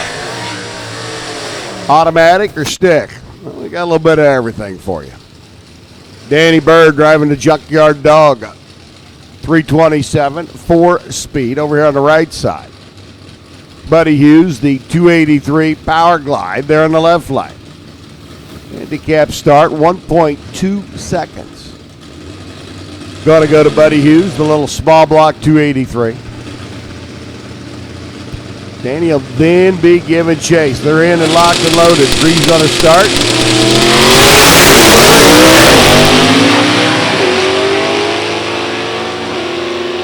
Danny Bird's machine. A little bit of a move to the right off the line. Can he track him down at the top end? No.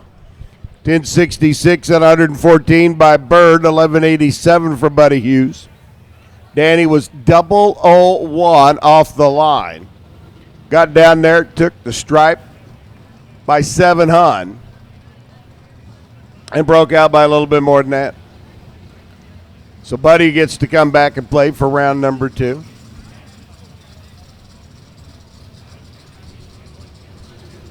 Well, let's see. We had a 2-door hardtop. We had a 2-door post 66 Nova in that last pair.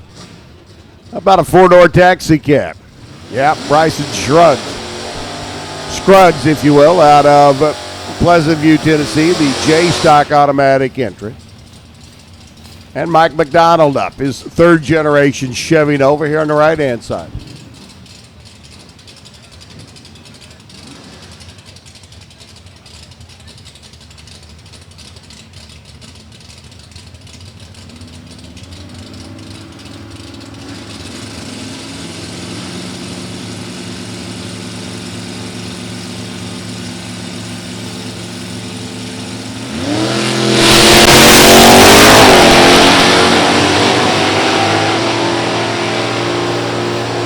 Bryson off and running with the 4-door. Here comes the 72.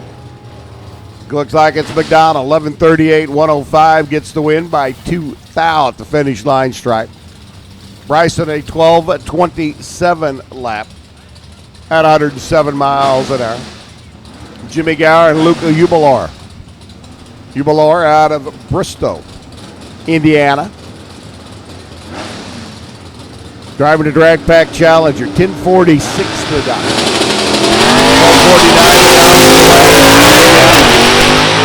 4-speed, 283, 66 Chevelle. Hammers the tree off and running. Here comes the drag pack though, a problem for the wagon. He brakes going down the racetrack, slows to a 14-second elapsed time. 1069 by Luke will be good for round number 2. One of the Southland Dodgers rolls in, but this time with John Dorley at the wheel. The runner out of Telluride, Colorado. Borrowed car for the weekend, even his vintage Mopar at home. Taking on Johnny Rakes. Rakes out of Bradfordsville, Kentucky, a B-stock automatic engine.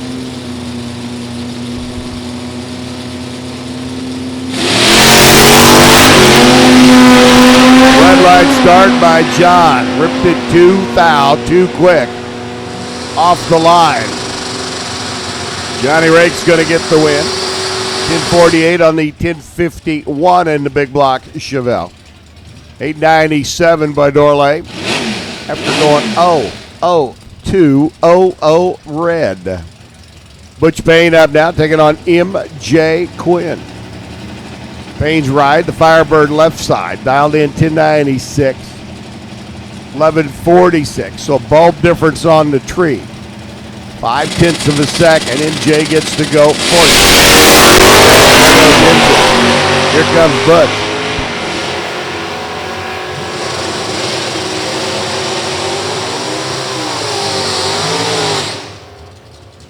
$11.45 on the 11.46 by Quinn. That doesn't work so well. 11 flat on the 1096 by Butch Payne.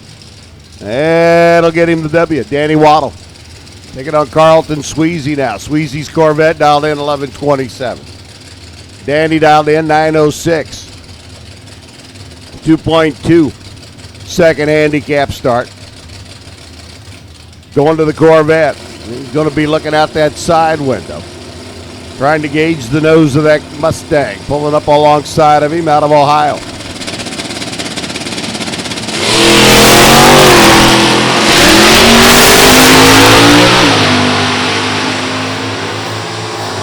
Mustang really started to pick him up, put him down now at the top end, goes right on by. 9 flat on a 906, out of here. 11:28 by Carlton. He'll get the win on his 11:27 dial. And he'll be back. Sheila May Holt. 327, 4-speed. The only way they know how to run their nose over at the Lupe Tortilla Mexican Restaurant Wars. Small blocks and stick shifts. Taking on Jeff Harrington. Factory stock E. Stick shift, 302, Cobra Jet Mustang. Red light by Sheila May. May Holt a little too quick on the draw. Hands the win over to Harrington, who goes 10:26 at 130. 10:50 by Sheila May at 124. A little quick on this end. Too quick on that end, and as they say, 2 wrongs don't make a right. R in drag racing, 2 wrongs don't make a W. Shane Smith and George Antrobius. Battle of the Camaros now. 69. Big block, automatic.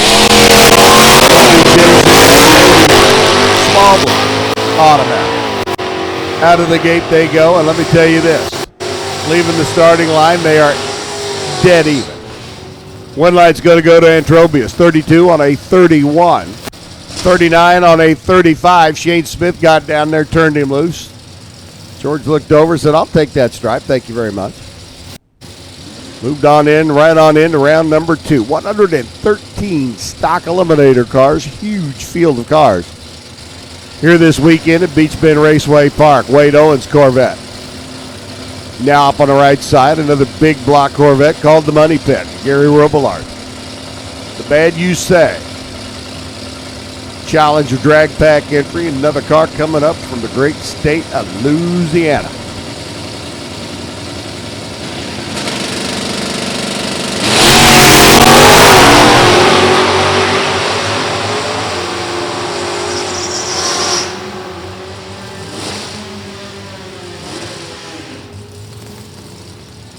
$10.81.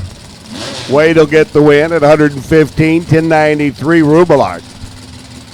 Gary got down there, turned him loose. Neither driver really that close to the number. But Owen says, I'll take the W and move on. Yes, I will. Mike Robinson's Corvette now, 78. Right side, going first. Here comes Todd Hogan. 400 cubic inch Pontiac Firebird, 1968 edition. Stock automatic car, trying to track him down top end, gets him. Double breakout. Hovind, your winner, 70. I had 121 on a 74.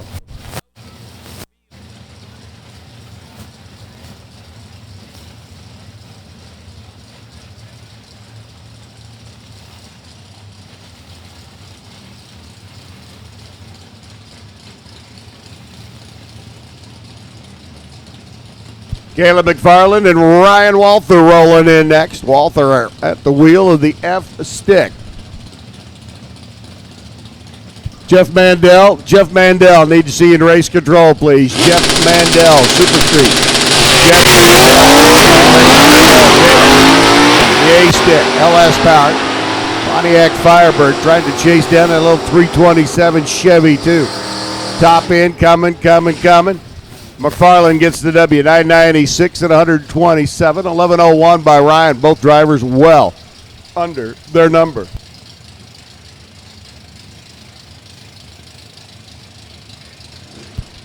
Right hand side, the stock eliminator. Need the rest of our stock eliminator field to the lanes, please. Stock eliminator. The rest of our field, we need you to the lanes, please. PJ Fowler. Battle now. Top dragster. Coming in right behind stock eliminators. So top dragster, go ahead and come on down. Top dragster, first call to the lanes. PJ gets the win. 59 on a 56. The Oldsmobile will come back. 11:14 by Bellinger. Under by 5 thousandths of a second. Down at the other end of the racetrack, Donnie Vaught taking on Scott Burton, the runner out of Golden, Colorado, and Front Range Drive Line. Donnie's E-Stock automatic, the 350 Camaro on the left-hand side of the racetrack. Going to go first. 11:06. 35. Both drivers away, clean and green.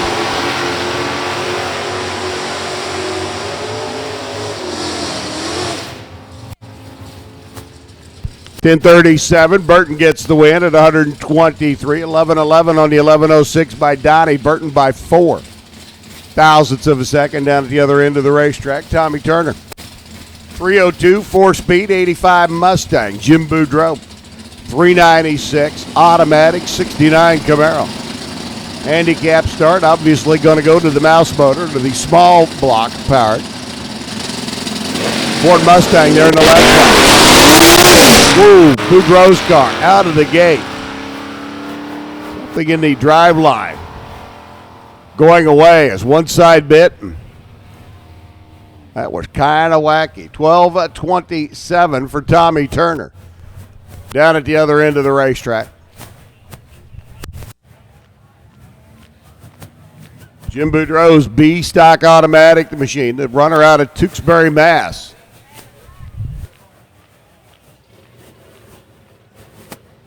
May have just chunked an axle down there.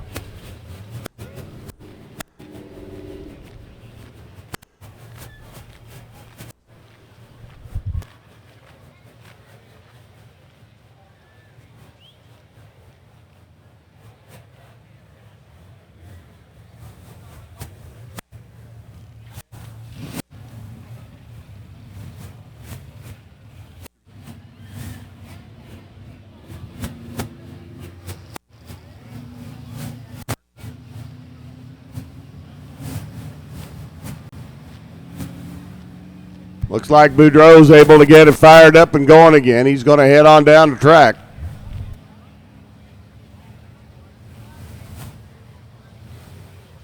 Car came off the line, made a hard move to the right. Jim immediately knew something was wrong.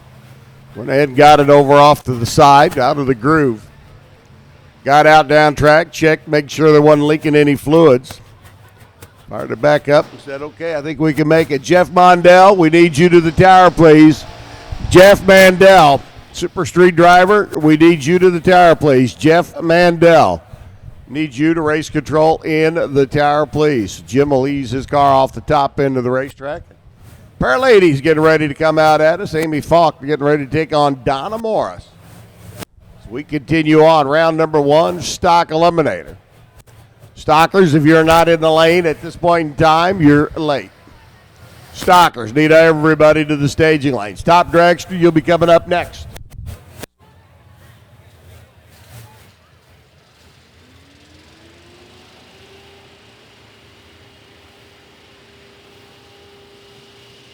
Again, Super Street, round 1 in the books. Stock eliminator, round 1 underway. Top dragster, top sportsman, comp eliminator. Our Spitzer race cars, Indy Gear, comp eliminator, shootout coming at us. Round number 2 of Top Alcohol Funny Car and Top Alcohol Dragster qualifying. Super Gas, round 1 of eliminations. Super Stock, round 1 of elimination.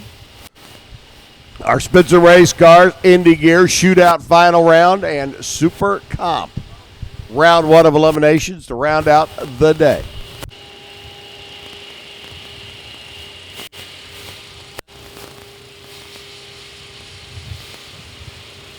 Little starting line maintenance. Everything getting taken care of down on the line. Make sure we've got good.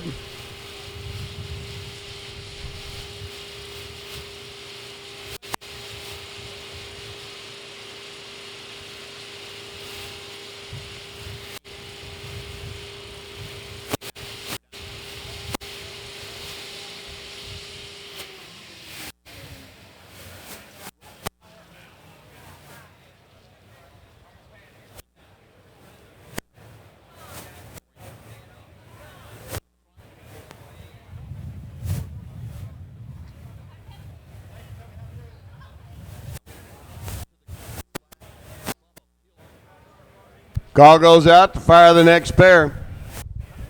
I do believe we are ready to go.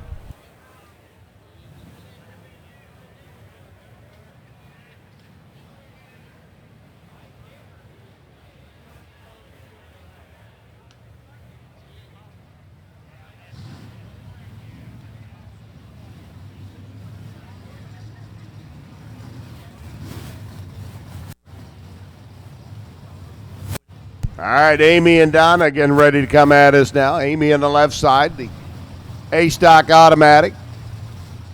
LS1 powered Camaro. Donna in their LS1 powered Pontiac GTO.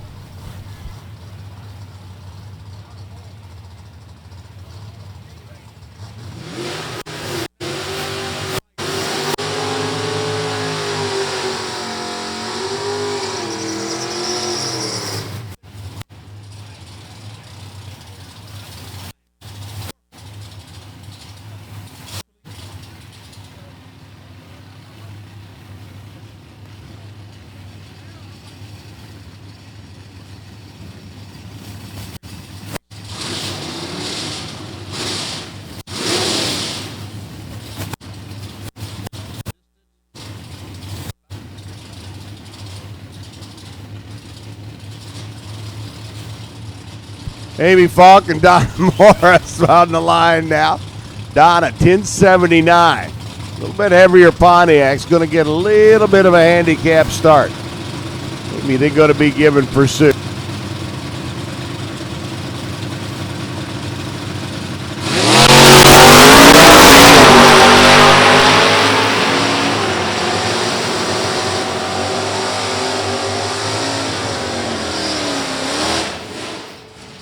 Donna Morris gets the win after Amy goes red. 32 on a 30 by Amy, but red on this end.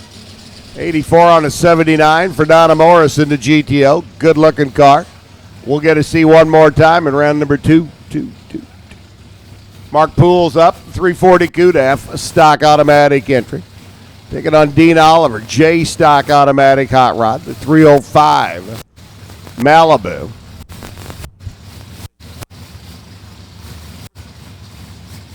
For the carburetor builder.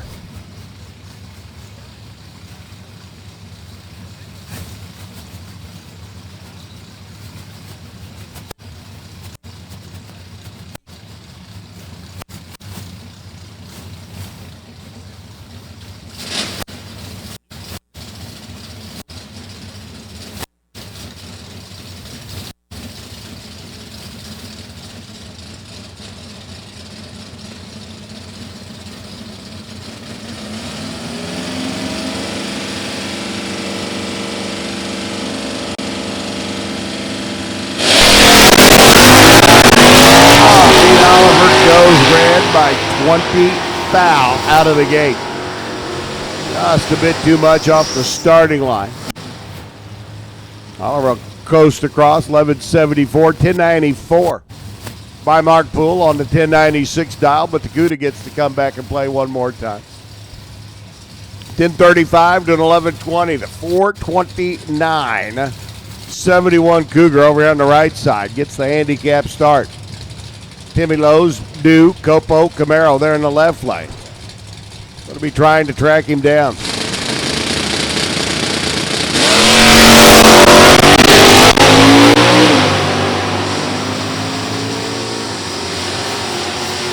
Handicap start went to Castle. Grabbed a little bit more off the starting line. Runs too quick at the finish line by 8 thousandths of a second. 1091.2. Bruce is going to look at that and go, what? 1037, 129 miles an hour for the Copo. Michael Brand and Tommy Reese.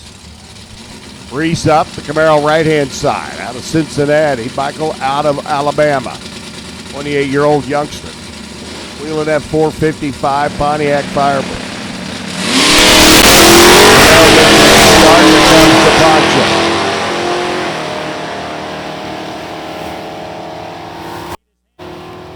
Tom Reese looking over his shoulder, seeing that nose come closer, and by him. 1124 and 105, good for the win. 1235, 106 by Tom Reese. Carl Robertson, another one of the wonderful weekend of wacky wagons. 413 wedge motored. 62 Dodge Dart wagon. Again, Top Dragster needs your lanes, please. Top Dragster needs you. Staging lanes, please. Come on. One and all, Top Dragster needs you to lane. Jeff Strickland, the Berger Chevrolet Copo Camaro. Giving chase to the wagon. Strickland, top end, reels him in. 47 on a 40, good for the win. 11:05 by Carl. Carl's day started off just a little bit too late here on the starting line. Cost him at the finish line because, well, that's the way it works sometimes.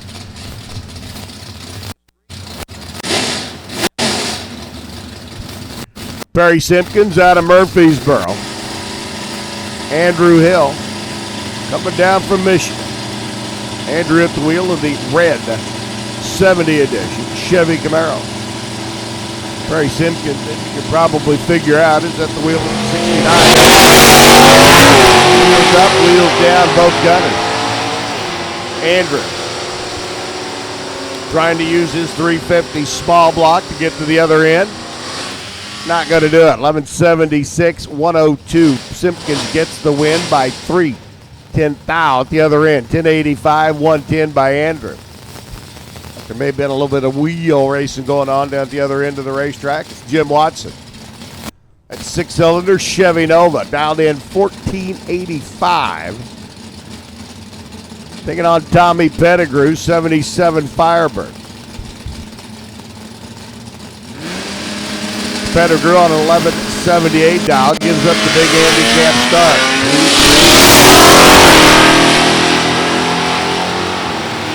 6-cylinder Nova out in front. Pontiac's close.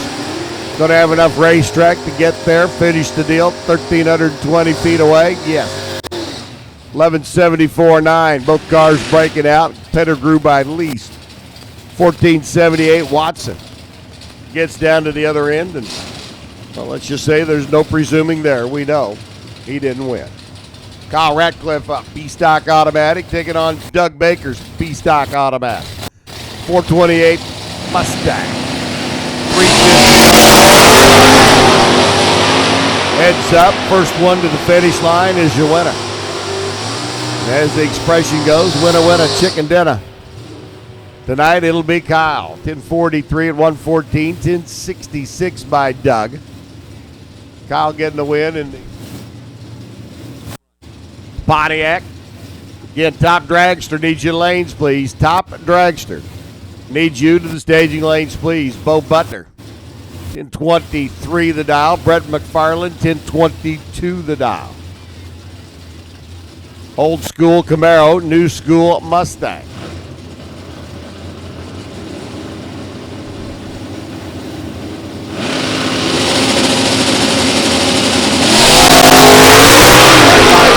By Brett.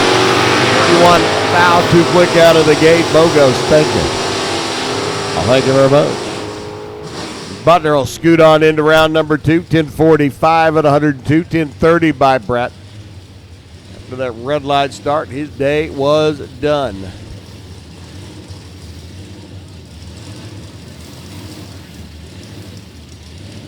Gaines Hickman, we need you to the staging lanes, please.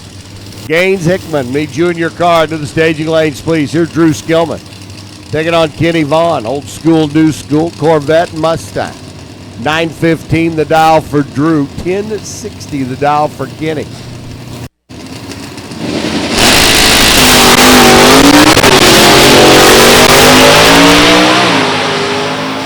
Stick shift, small block Corvette, plants the rear tires and goes.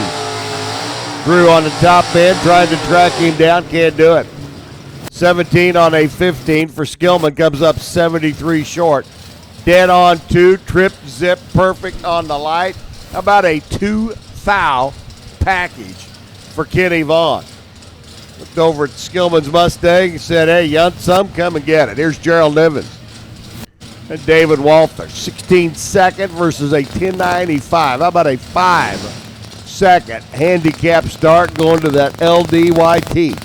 The little damn yellow truck over there on the left side for the runner out of Memphis. David Walther out of Indiana. 350 small block, stick shift, Camaro.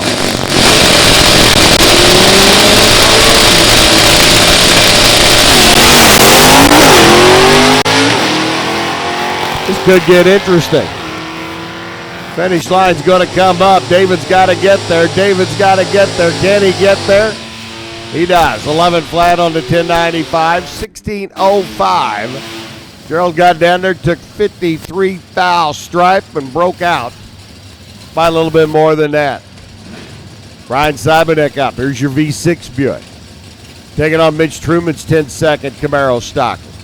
1355 the dial.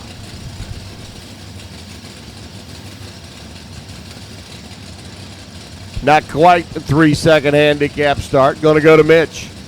Or excuse me, going to go to Brian. Mitch has got to wait and wait.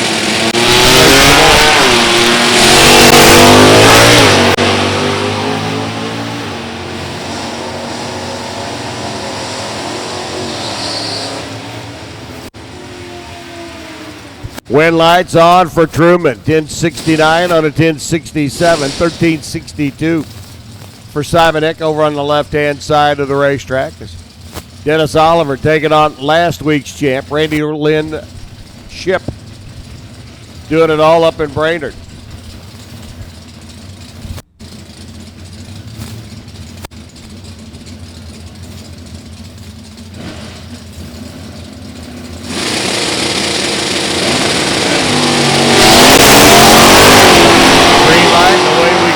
Oliver left side, the stick shift. Small block Camaro. Randy Lynn coming up. Got him. 66 on a 64 dial. 1148-2 on the 1149. As Oliver got down there, took the stripe by 7 thou. Broke out by 8 thousandths of a second. Clay Arnett and Nick Hutton coming in next.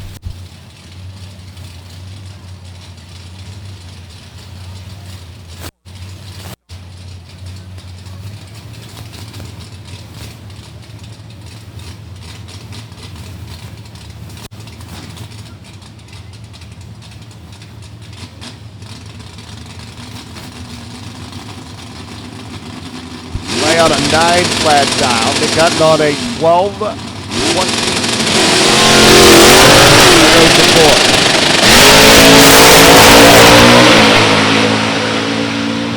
Another race that could get interesting at the finish line stripe. Coming. Got him. 909 on the 9 flat at 119 by 8 thousandths of a second. Arnett able to get around him at the other end of the racetrack and take the stripe and the win. Steven Zornig, Jason Clark.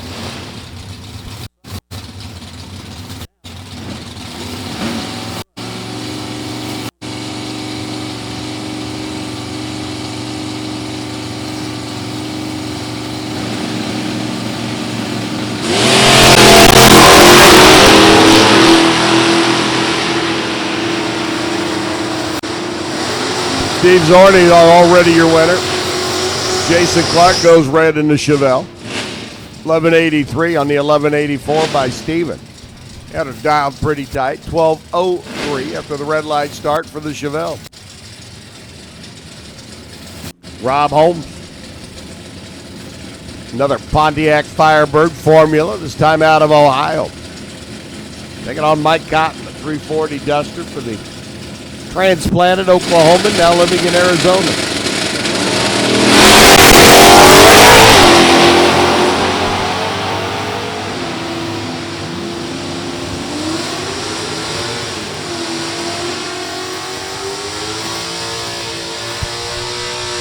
.1101, 113 miles an hour. Cotton gets the win. 1177. Rob Holmes goes down, takes the finish line stripe by a considerable margin and breaks out.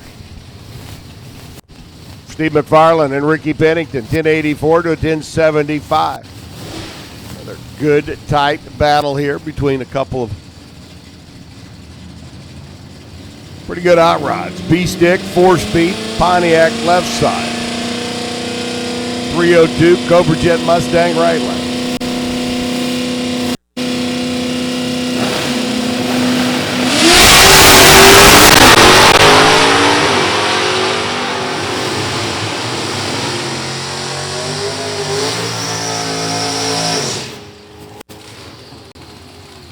Wind light on a double breakout to Pennington's Mustang. 1081 at 124. 1070 McFarland comes up short. Other end of the racetrack, Bruce Nolan's Corvette taking on Jay Allen Sherman's ride now. B-Stock Automatic, C5 Corvette right lane. AA Stock Automatic, 454 71 edition. Of the car that made Bowling Green famous. Allen off the run. Here comes Brucey.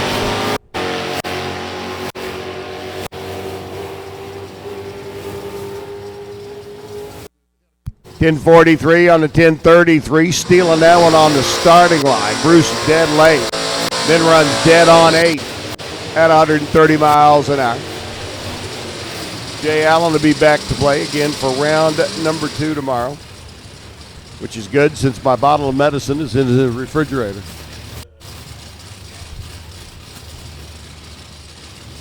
Larry Hill's Cuda up next, 440. Cubic inch, 70 Barracuda for the IHM. Useparts.com entry. Larry did not have a good run earlier today. Car just did not want to leave the starting line. Taking on Tibor Kadar. The 427 A-Stock Automatic.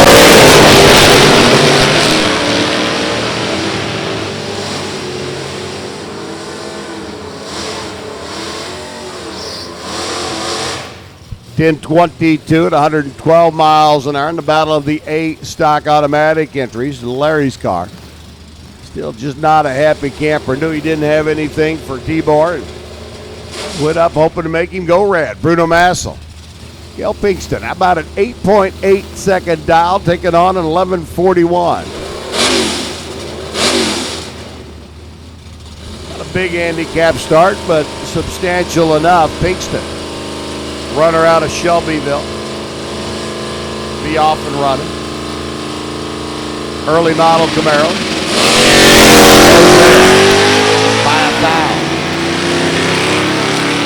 Bruno Massel says, wow, I saw that red. And I think I'll just kind of cruise on down the highway. Save the wear and tear on the race car. Top dragster needs your lanes, please. Top dragster. Need you to the staging lanes, please. Top dragster, come on down. So Bruno cruises through 14 seconds later. And into round number 2, George Warren taking on Nick Ryder. Wheel standing, 440, 71 Dodge Charger for Nick. 390, 66 Fairlane for the runner out of Tennessee, George Warren.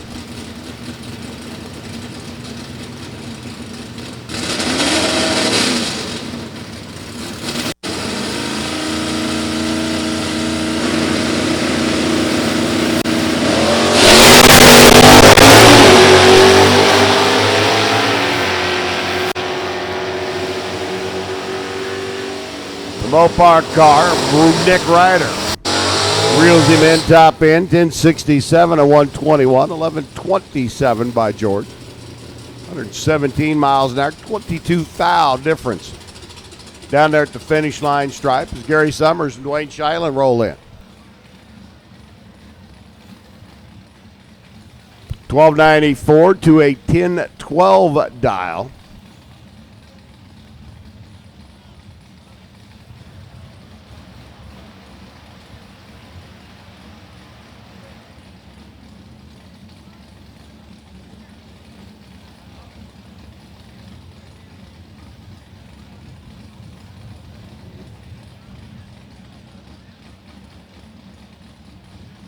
Like retrieving an errant part out there off the racetrack.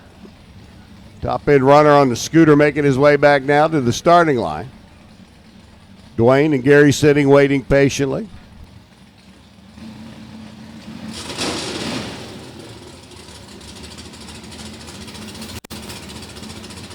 Looks like somebody lost the belt down there.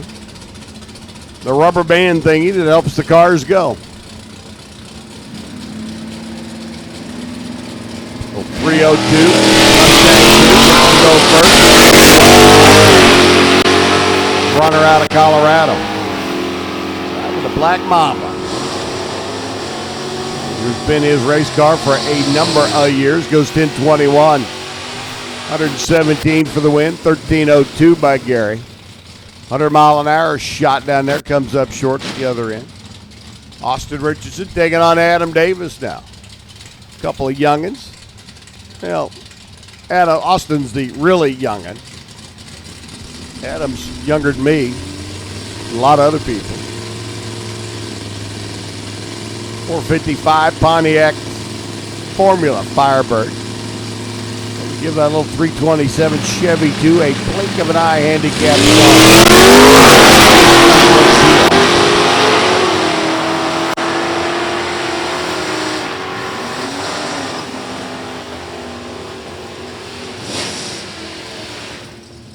11.03 on the 11.04, under by 5 thou. 11.36 on the 11.38, under by 16,000. And I'm going to get the win in the Pontiac. Austin comes up a little short in the Chevy 2. Marcus Woodoo. Brent Robbins. Brent left side. Camaro. With 37 to dial against the 12. Tried to bring the RPM up. He's on down the road. Rolled right on through the beam. Marcus looks over and goes, "Woo, doggies, I'll take it." 12-11, 109 for Marcus. Dead on, almost. 002. Dead on, almost on the tree.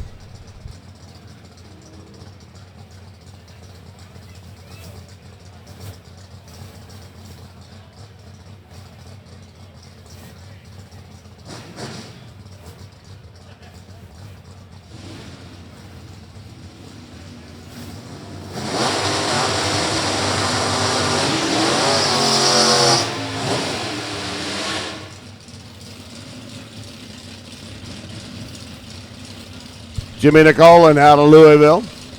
66 Chevy 2 wagon. I think we've had every version of the 66 Chevy 2 here today. 4-door, 2-door, hardtop, post, and now the wagon. Jimmy dialed in 12-14. Wolfels Camaro dialed in 11-15. World of modern math. Right in.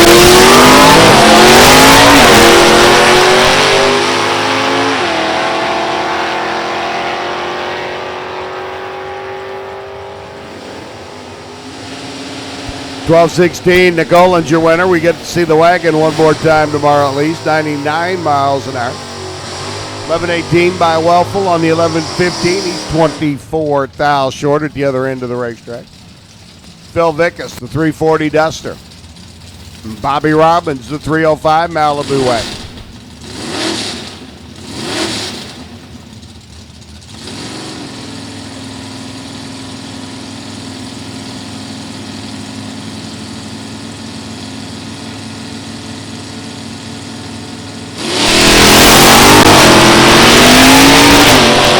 Robbins already your winner, the wagon. Red light start by Phil in the Duster. His day's done. 11-18, 117 by Vickus, but that's not for anything because the 12-32 by Bobby Robbins is your winning time after the red light start by the Duster. John Osborne, Vern Buchanan.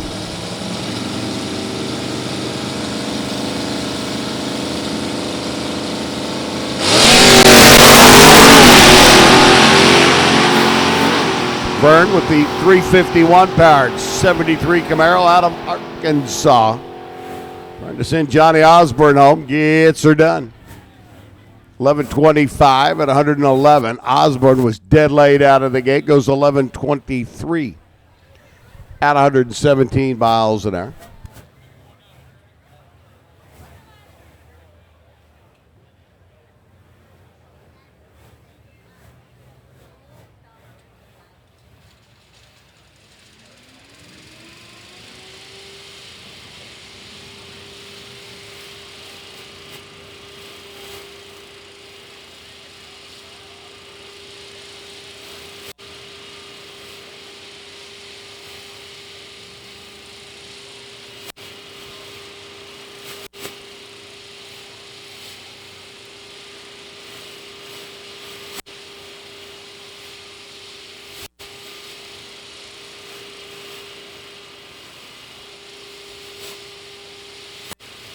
A little more starting line prep, keeping everything up to date and up to snuff.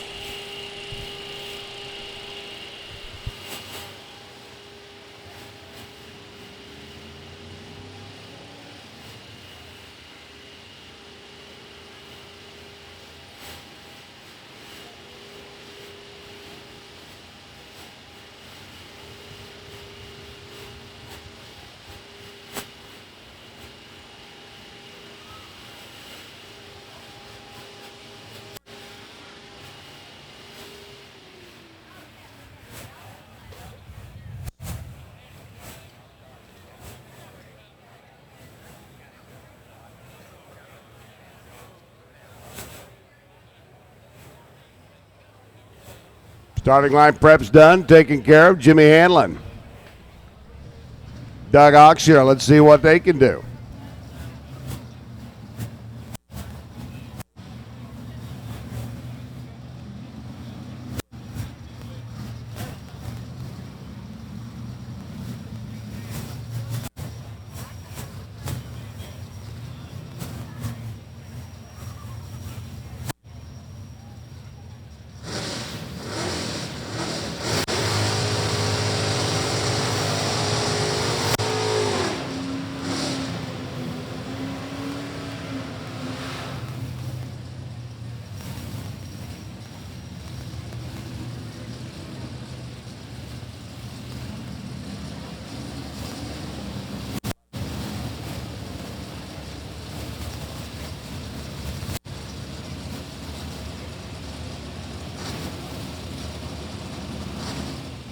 Jimmy Hanlon, 1393 the dial out of the 302 Maverick. 68. Doug's going to have to sit and wait in the white Camaro over here on the right side. There goes Hanlon. Here comes Dougie. Hanlon was ready when the tree came down, smacked it 16 on the tree. Goes 92.9 on a 93. He's under by a foul. 16.34. Doug goes under by more. Hanlon gets to bring the Maverick back one more time. Brina Splinger and Matt Morris.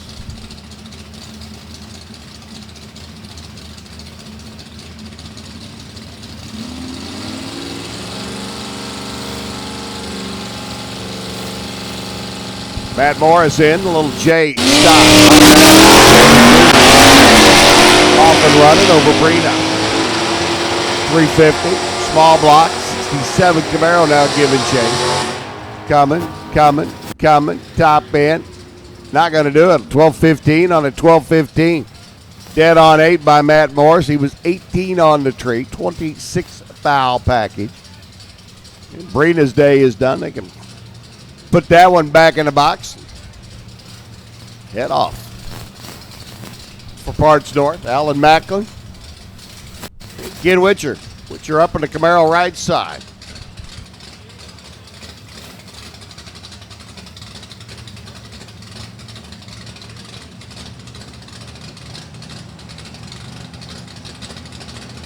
Mackin, a little 4-cylinder turbocharged Ford Thunderbird.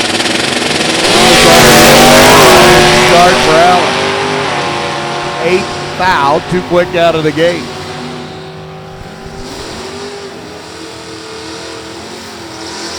.11:31 by Witcher.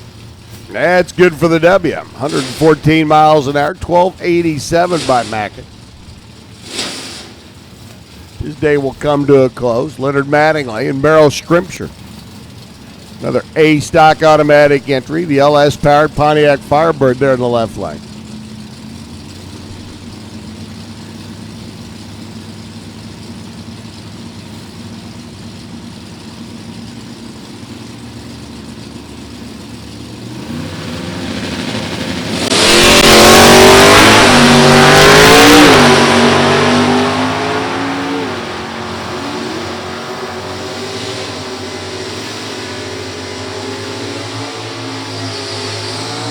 .11:68, Scrimpture's your winner by 15 thou. 10:19 by Mattingly.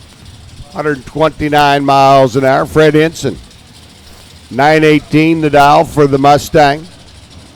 Brian Whitworth.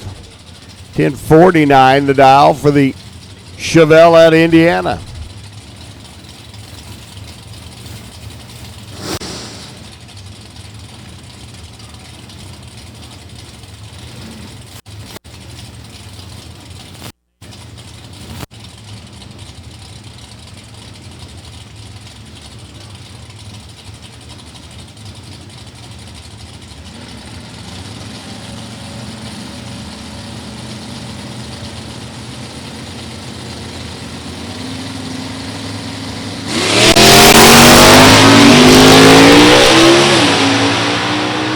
Big block, heavy Chevelle off and running. Here comes Fred.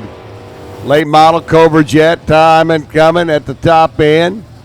Not going to get him. 924, 146. 1055, Whitworth. Your winner in the Chevelle at 124.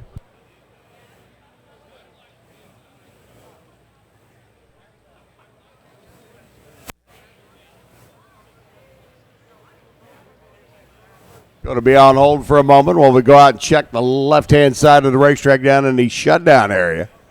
Fred Hinson's Cobra Jet, a lot of smoke down there at the other end when he stepped off. Make sure that we're good and clean in the shutdown area as we are good and clean here on the racetrack.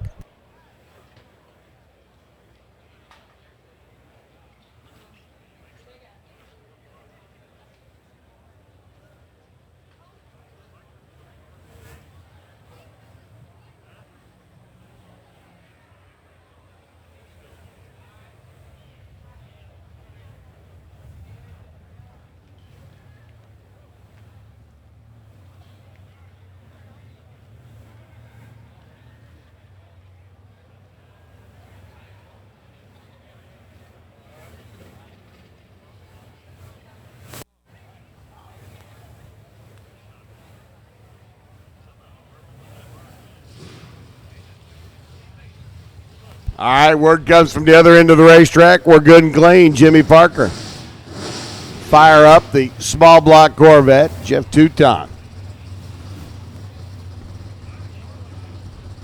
The Rose Metallic Dodge Challenger. Down here on the right-hand side.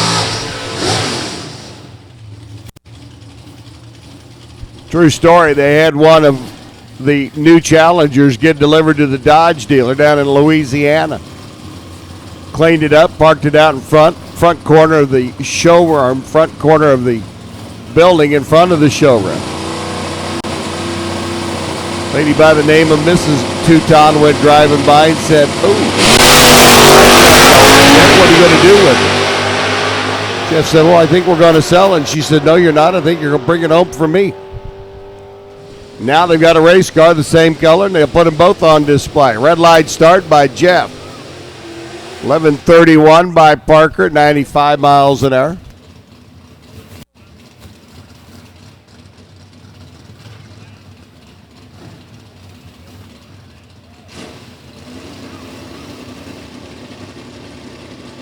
Donnie Beeler should be taking on Marvin Benoit's 71 Camaro out of Quick Fuel Technology. Marvin a no-show during the opening round. We talked earlier about there being some cars that were broke, had problems in qualifying. And some drivers just like to come and get their grade point and move on. 11:37 by Beeler. So he'll be back into round number 2 tomorrow for the runner out of Elizabethtown and his Corvette.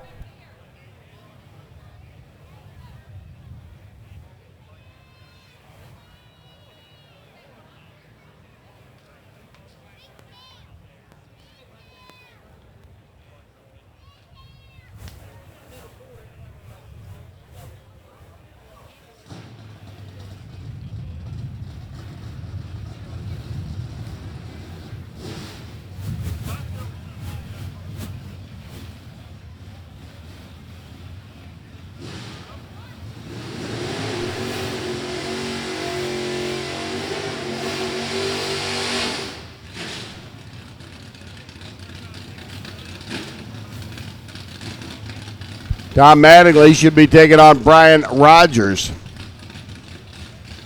Stick shift, 69 Camaro. Brian, a no-show.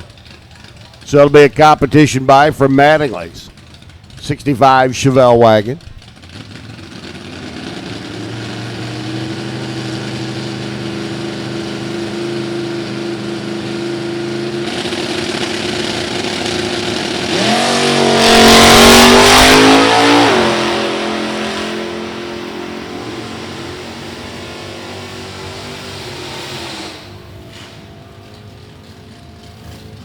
Mattingly goes through 11.68.9 on the 11.68.9 at 112 miles an hour. The L stock automatic wagon. Jeremy Clemens should be taking on Billy Simpsprots. 66 Nova SS. Bill, a no-show in the opening round of elimination. So yet another competition buy here at the end of the round one of eliminations for Stock Eliminator.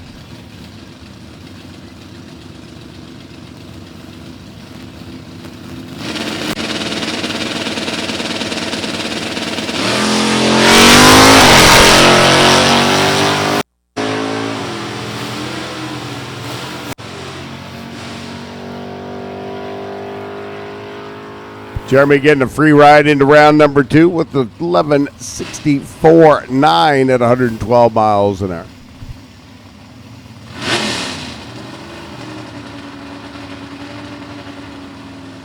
Ben Wenzel's 67 Camaro should be taking on the 69 small block of Jerry Wallace and Wallace's Camaro a no-show. So yet another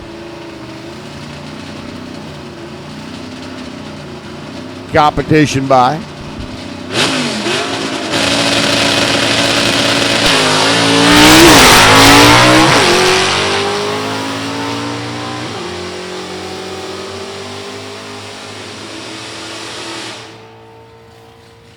Wenzel goes through 10:51 at 125. And here is your final vehicle in Stock Eliminator round number one. Randall Campbell, 120 under the index. 113 car field, the number one qualifier. Gets a buy run in the opening round with an odd number of cars.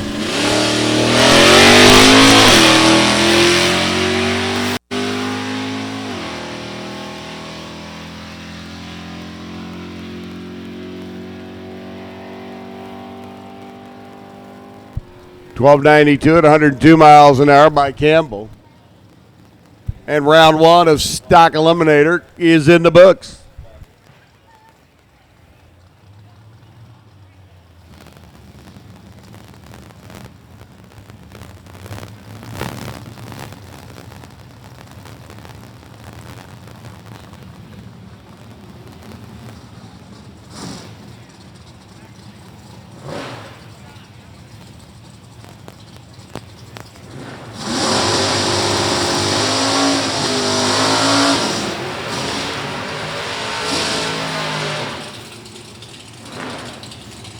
Alrighty, Jeff Mandel and Gaines Hickman.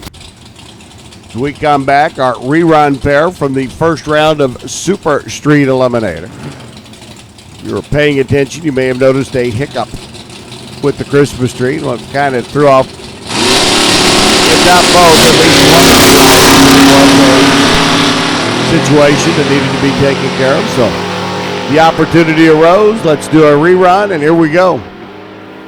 Womp, womp, womp. 10.901. 142. Mandel's your winner. 10.88.9 for Gaines Hickman. And the wagon is done. The Camaro of Mandel. We'll be back in a bit. We'll be back tomorrow for round number two.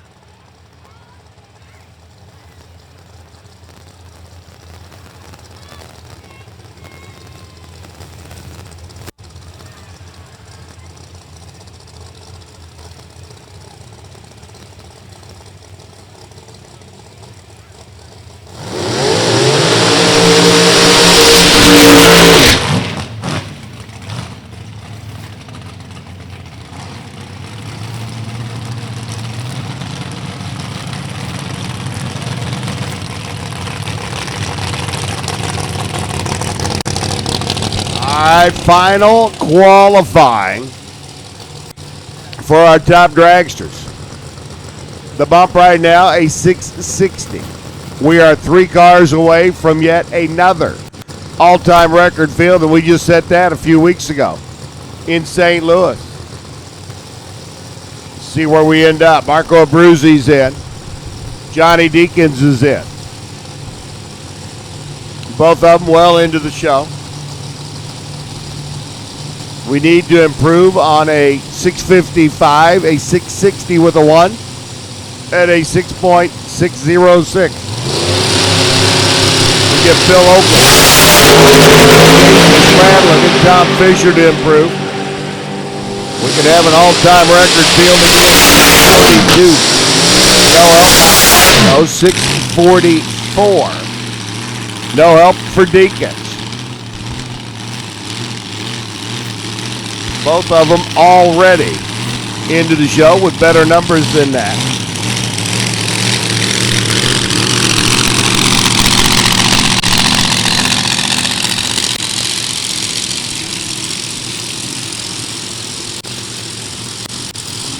Bob Mandel III up in his hot rod over on the left side, 640. Casey Spradlin. Here's one of those drivers that needs to just step up a little bit. Get down in that 648 range. He's already been 660. Don't know if there's another 10th plus in that car. Man, we are so close to yet another all-time record field in the category. Mandel out of Tennessee, out of Profab Chassis. There on the left side. Been 41 and 40 down the racetrack. 660 and a 669 by Casey.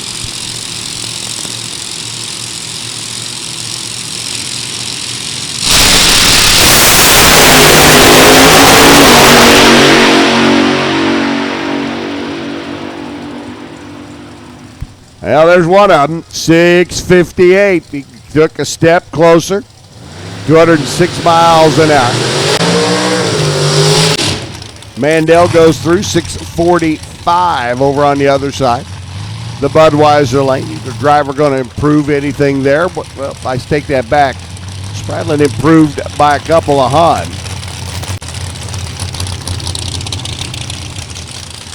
The bump remains Tom Fisher's 660. Got Junior Houston, Mike Trouth, and BJ Sexton all on the outside looking in, and I know 2 of those 3 very easily lay down some numbers. Jimmy Prevost left side. Chris Ray right lane.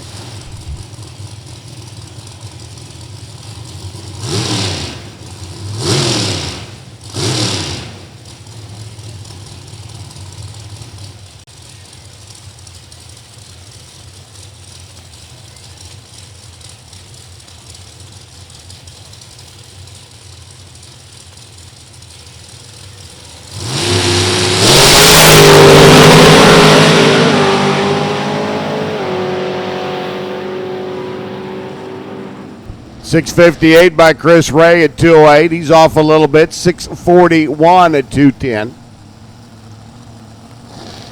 Able to improve. Not.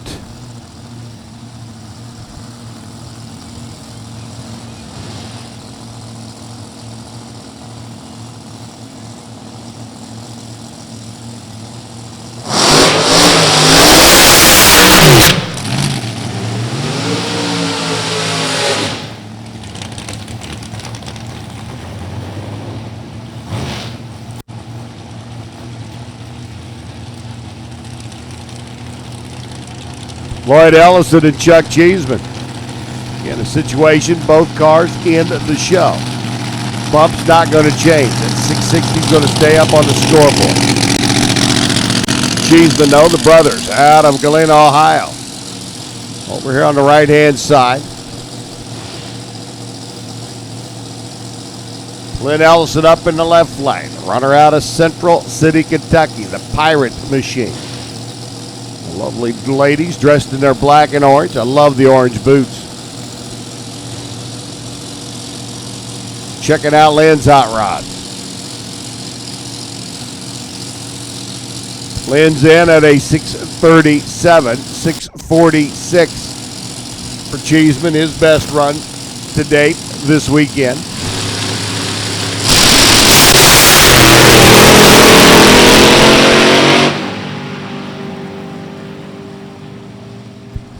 $637.7 again for Ellison. That's 2 of them now. Out of his 3 runs, 11 flat for Cheeseman.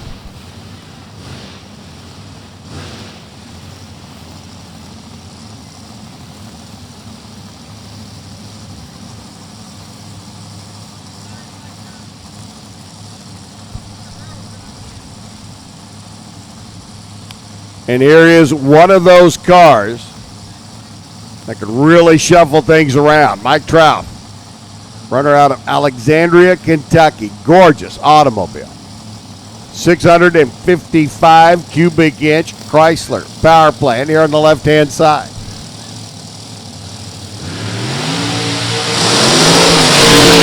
Trout, who has already been a winner on the division trail this year in the D3 competition. Not in the show. Best lap and only lap, a 698. To get in, got to be quicker than a 660. To get into the top half of the field, he's going to have to run better than a 637. Both of which Trout very capable of doing. It's a matter of the race car, the racetrack, the combination they've got in it. Well, D, all of the above. Shanna Snyder, your number 1 qualifier, the vintage trailers machine. Over here on the right-hand side of the racetrack.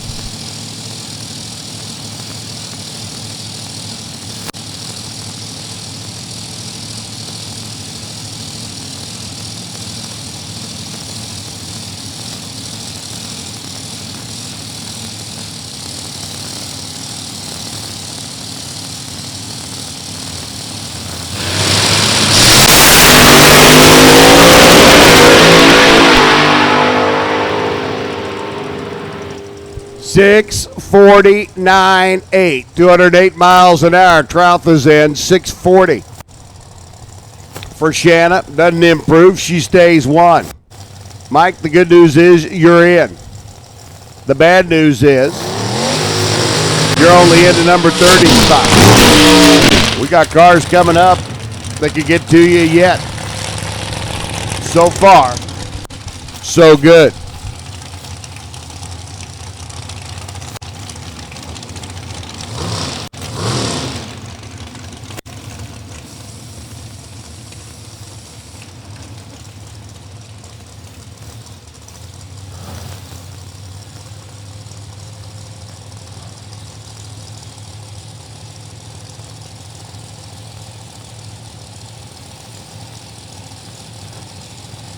JB Straswag, the dragstersforsale.com. Boss man, team captain.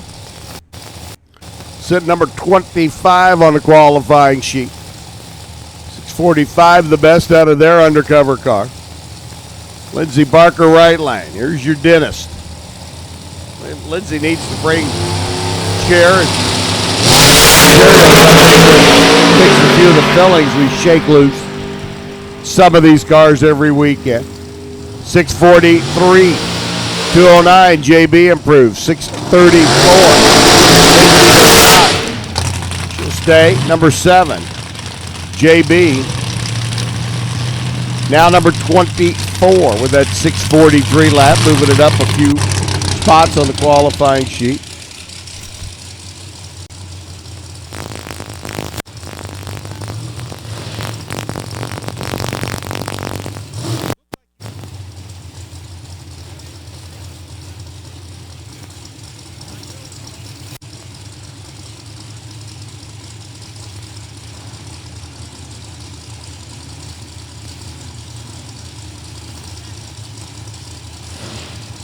Rob Mosier and Vince Nannini. Vince absolutely annihilated the tires on the last run down the racetrack. I mean, just the old expression, shook his brains out. Would probably be most apropos. Bob Mosier up now. Mosier Engineering, boss man. Chief cook and bottle washer.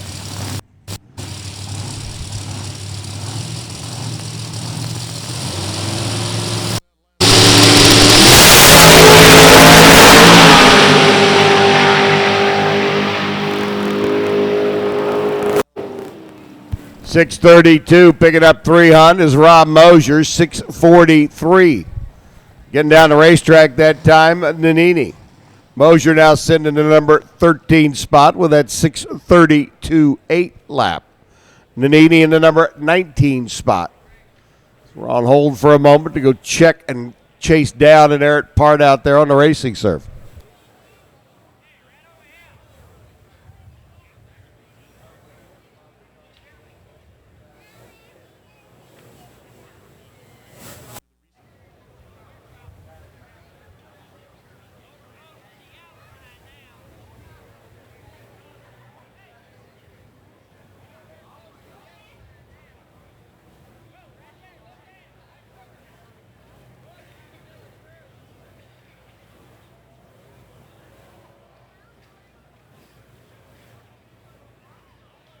It looks like down there right at the 3:30 mark. A couple of pieces laying on the left-hand side of the racetrack, small as they were.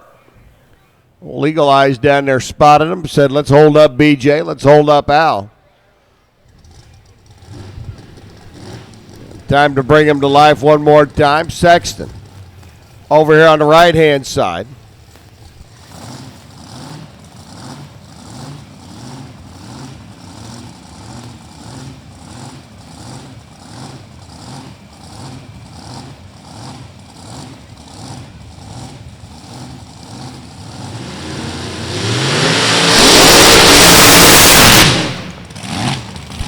Al Peebler out of Olney, Illinois, coming down from the land of Lincoln with the big block Chevrolet powered entry out of Peebler Trucking. And BJ Sexton, another one of our drivers, not in the show. One shot at the racetrack so far that has culminated in an elapsed time, and it was, well, what's the old expression, out in left field. This one was so far out it may have been out behind the left field bleachers. BJ looking to get in. He sees that 6:58 up on the scoreboard. Our record bump was a 6:49.7. Our number 30 car is a 6:49.8 right now. BJ can get into this show. Big bad blown machine over here on the right-hand side, certainly capable of it. Watch the TS performance scoreboard.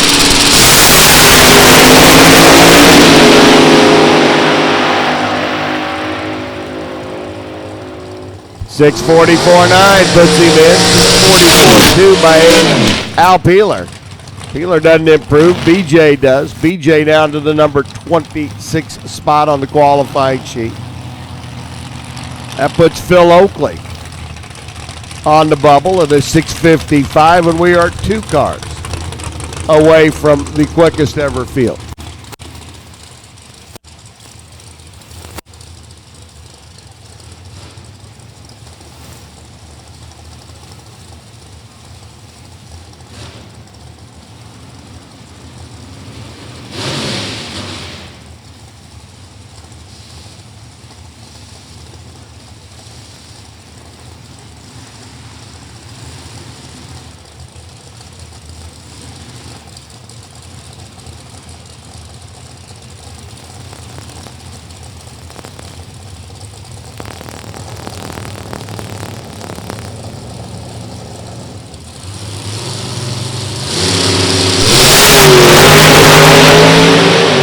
Karma Hopper.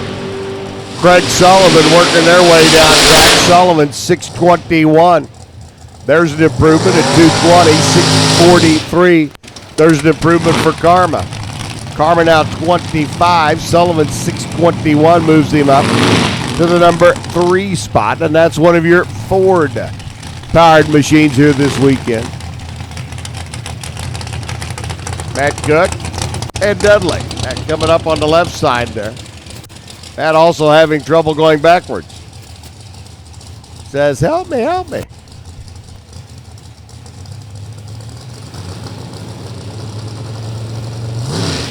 Looks like Matt's really got some issues. Already steering himself out of the groove.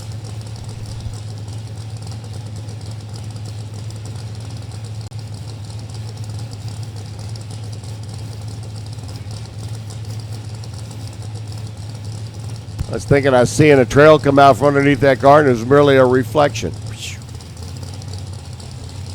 That makes me feel a lot more better. Ed Dudley, right side. The engineer out of Indiana.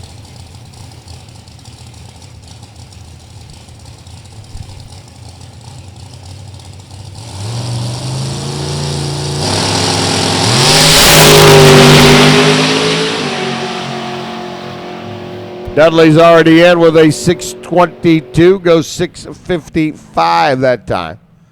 206 miles an hour. They'll go back and rethink whatever changes they made there. Because whatever that was just didn't work.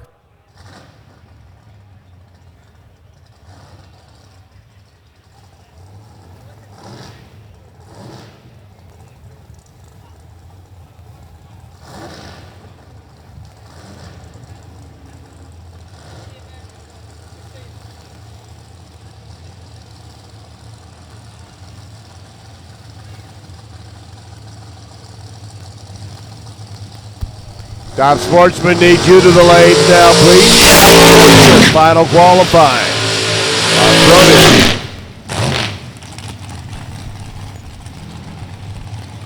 Steve Schmidt, Race Engines, Top Sportsman cars need you to the lanes. Junior Houston and Tom Fisher. Here's a couple of cars not in the show. 655, the official bump. 6.557. Both drivers want to get in. They're going to have to go quicker than Mike Trout, 6:49.8. And if they both do that, we will have set the record for the quickest ever top dragster field. We're that close to it.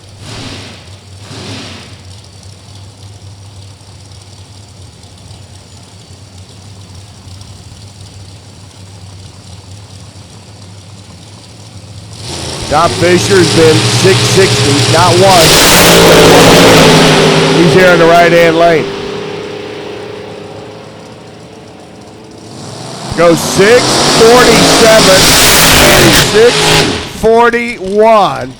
Blow me away and say congratulations to the quickest ever field in top dragster competition.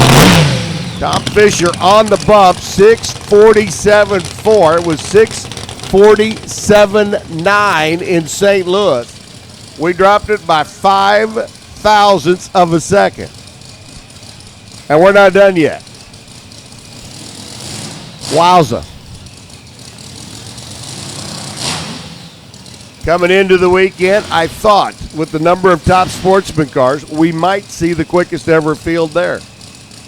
I honestly did not expect to see the quickest field in the history of dragster. And we've now done it 3 races in a row. Norwalk, St. Louis, or excuse me, Columbus, St. Louis, and now here at Beech Bend. Reigning champ Rico over on the left-hand side. He'll motor through 6:39. That's an improvement. 207 miles an hour, 6:11 by Andrew. Look at Andrew. Johnson steps up to the new number 1 spot. Say hello at 232 miles an hour. 6:39 by Carrico. I'm telling you. Carrico, did we just have a cold front come through? Wow. I mean, 47 by Fisher, 41 by Junior Houston. 6:11 by Andrew Johnson on that pass. Holy guacamole. Phil Oakley up right now. We could drop it even some more. Would my English teacher be proud of me? I don't think so. We could drop it even some more. Whew. I think that one may take a little bit of work. Ashley Tidrick up on the left-hand side. Ashley's in. She just got bumped back to number 6. Man, 6'11". Where did that come from? Holy guacamole. Phil Oakley not in the show, looking to get in. Watch the scoreboard. Hey, I'm telling you, watch the scoreboards right now. This is wild, this is wacky, and this Hang on, Phil. Hang on, Phil. 6:57, not going to get her done today. 206 miles an hour. 6:27 by Ashley. No improvement there. She'll stay number 6. Wowza. I am indubitably impressed by our top dragster competitors. This is some fancy dancy stuff.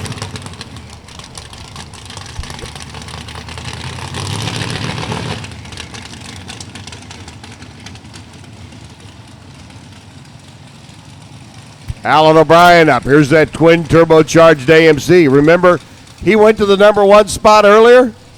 He's now sitting number 3.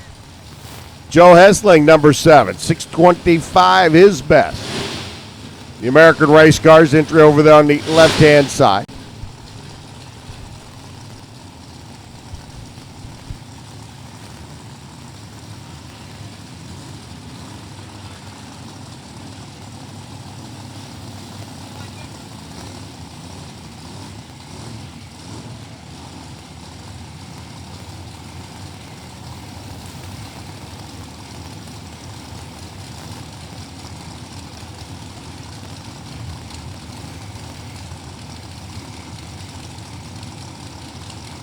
All right, here we go. What do we got in store next? Time to find out. 6:07. 224 miles an hour. Say hello to your new number 1 qualifier. Joe Hessling goes 6:23. Hessling now sitting number 7. So Andrew Johnson's 6:11 lap was pretty outstanding. He still got top speed at 232. But man, Alan O'Brien romping and stomping that Kelvinator motor to a 6:07 lap at 224. How do you do? Holy cow. Here's Robert Houston. Robert's sitting there with a 6:46 lap going, man, is this going to stay in? Holy cow. The race tech car. His best lap of 46.2. He goes 52 here. Good thing he was already in. 6:35. 2:15 by Strickland. The stickerpunk.com entry stays consistent. He'll be 14. Alan O'Brien, number 1. Marco Abruzzo, number 16.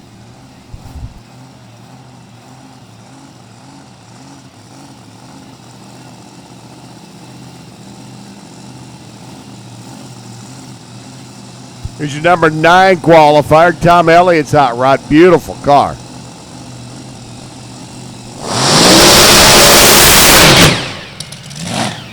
And bad? Yeah, it is. The Artisan. Spitzer chassis car. Hemi-fied, blown motor. 6:29, 2:25. He has made 1 lap down the racetrack. This will be lap number 2.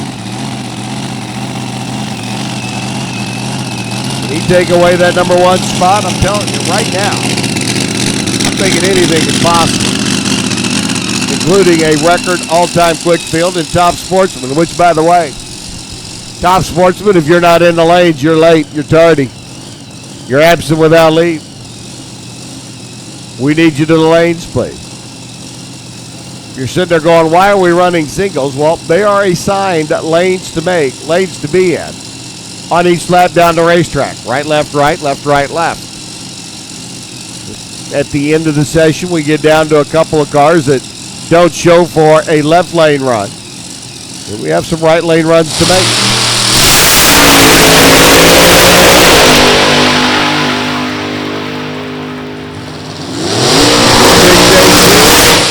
Big 225 miles an hour by Elliott. He'll move up from the number 9 spot into the number 4 spot.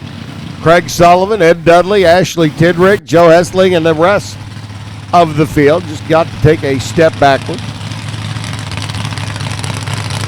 Tom Elliott motivates himself up into the number 4 position. Here comes Ross Larice. Ross Larice, the family out of Raceland, Louisiana. I mean, can you think of a better town to be from than Raceland, Louisiana? Brand new American race car. Centrifugally blown big block. Brought the car out earlier this year down at one of our events in Louisiana. Struggled with the car a little bit.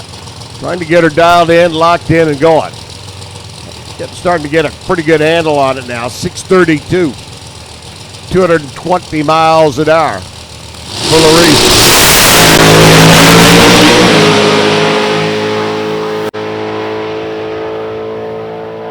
Did I say 632, 220 miles an hour? I thought I did. 632, 221 miles an hour. Okay, so I'm off by a mile an hour. Slap my hand and call me speechless, all right? Wow, what a session. Quickest ever field in the history of a 32-car top dragster show in NHRA competition. Incredible. 6076, the number 1 spot for Alan O'Brien and the twin turbocharged 401 cubic inch AMC powered dragster. Yes, sir. And a 649 bump. 649.4 to be exact. Beating the previous record best field by 5 thousandths of a second.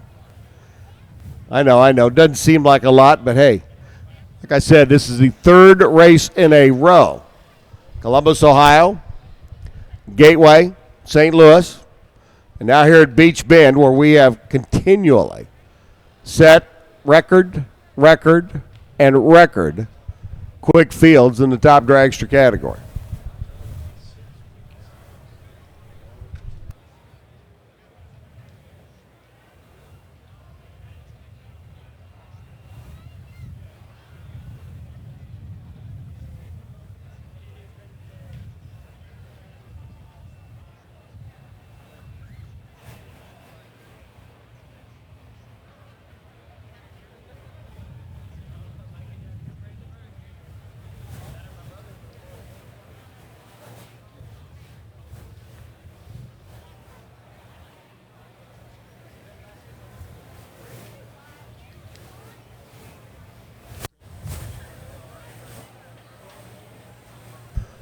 You know, looking here at the record list, out of the top 10 quickest fields in the history of Top Dragster, all 3 of them have been here in the Division III competition.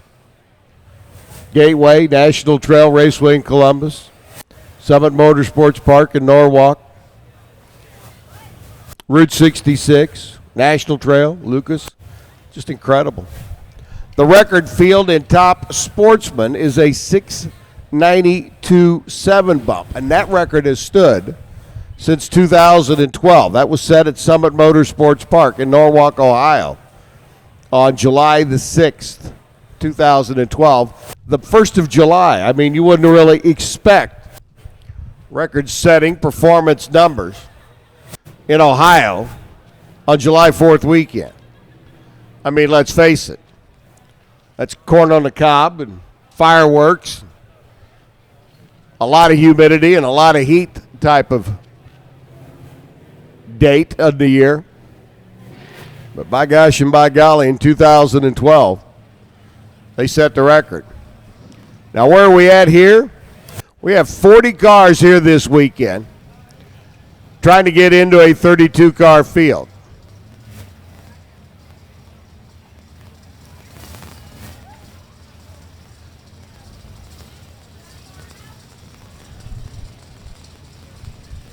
The bump right now is Tom Blenko. We are officially 1, 2, 3, 4, 5, 6 cars away from a record field in the Brodix. Steve Schmidt, top sportsman category. Kenyon Dinkle and Tim Kierman coming at us now. First pair out, number 15 and number 17 on the qualifying sheet. So both of these gentlemen are in. 705 bump will remain. We're only 4 cars left in the 7-second zone. And that should easily change as well. This cloud cover on this racetrack right now, keep it tight. It looks like that big old cloud out there is going to do that for us. As long as that's the only thing that big old cloud out there does. Tim Kierman, left side, Illinois-based runner. Pontiac Grand Am, he's in the show, 673. Kenyon Dinkle out of Terre Haute, right-hand side, Chevy Cavalier bodied car. In the show, number 15 at a 670.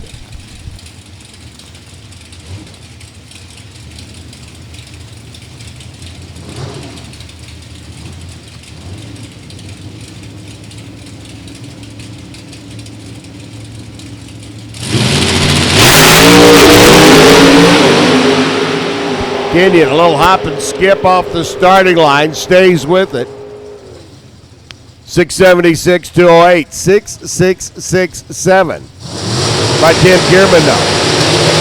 Kierman's going to move inside the top half of the field, up to the top half of the field.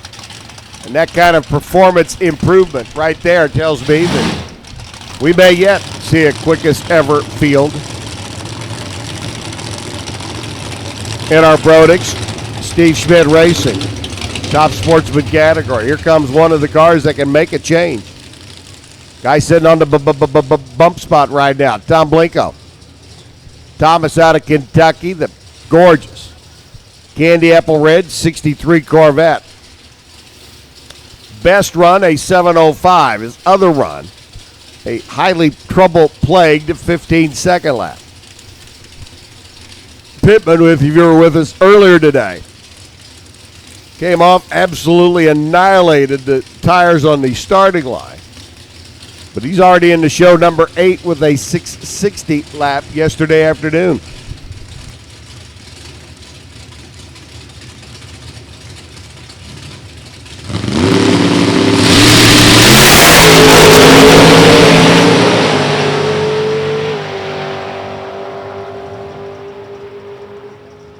$728, $187, no improvement by Blinko. $661, $214. Pittman returns back to his number 8 qualifying form. He was $660 yesterday.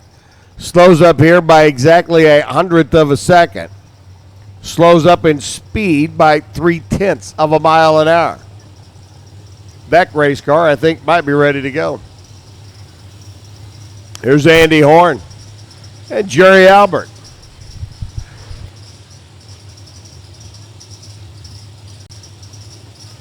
Or as I've been alluding to all day long, Uncle Albert. You know, like in We're So Sorry, Uncle Albert. You got to be old like me and a Beatles fan to understand that. Andy Horn, left side, the runner out of Delaware, Ohio. And yes, I know there are people out there that are much younger than me that like the Beatles. They do transcend a few generations. Horn in the number 10 spot with a 663. Jerry Albert at a 688. His best lap for the reigning Division 3. Brodix, Steve Schmidt, top sportsman category.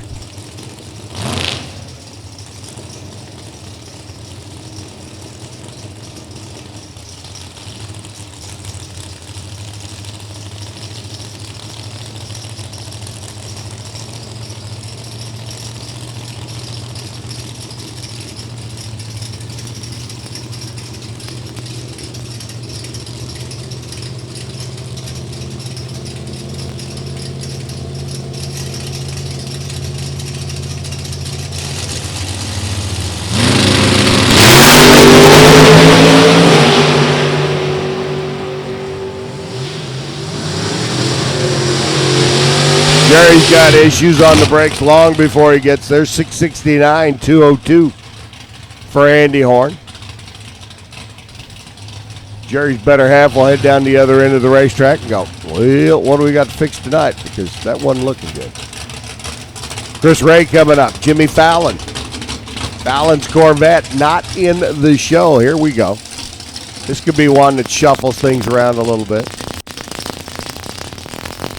Still say we need to get Jimmy Fallon to a race or get Jimmy Fallon on the Jimmy Fallon TV show. One of the two.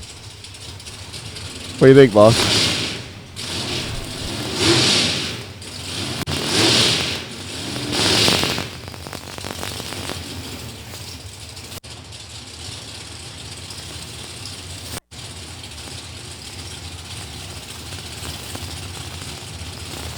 So Fallon not in the show, looks up on the scoreboard, sees that 7:05 and goes, sure would like to be part of the quickest ever field in the history of top sportsman racing. We got a chance to do it. Need to get Jimmy in and staged.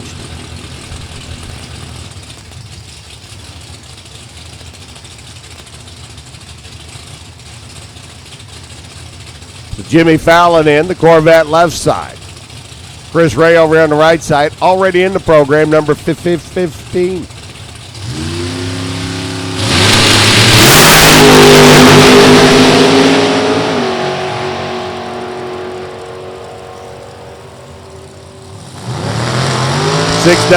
198 by Jimmy on just a pretty smooth lap down the racetrack. 669 by Chris Ray, no improvement. Fallon's lap good enough to put him in the number 27 spot.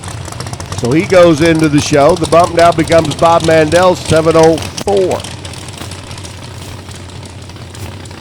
And we'll wait to see Bob in a little bit. Rodney Benson and Scott Haas roll in now. Here's another runner not in the show. The bump now down to a 7:04. We are 3 cars away from an all 6-second field.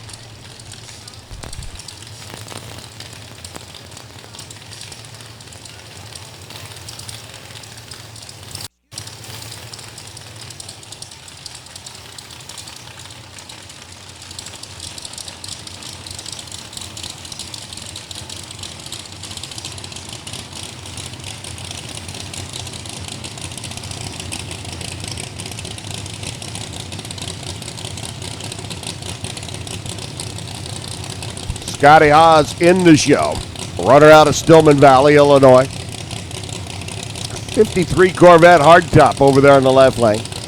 Rodney Benson. This is the Chevrolet-powered Ford Mustang. He's not in. You want in? 7:04 better, son. Last shot. That didn't do it. She got up and got after it quick and then tailed off. 690, 197. Scotty Haas will improve from that number 26 qualifying spot. So we'll be on hold here for a moment while we go check out the 70 Mustang. Help him get off the racetrack down there. Car came off the line and just, kind of instantly hiccuped about 12, 14 feet off the line. At that point in time, Rodney knew it was over and just kind of coasted off to the side. Something obviously askew underneath the hood or underneath the body of that Mustang. So we'll send the gang down. We'll hook him up, tow him off the other end of the racetrack, and be back. Tony Fignelli and Chris Dergis getting ready to come up next.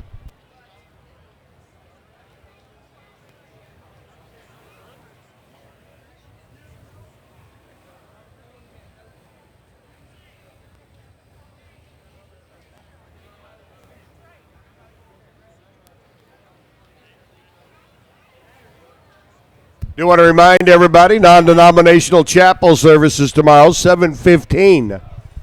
Tomorrow morning in the grandstand and 9 o'clock up in the amphitheater.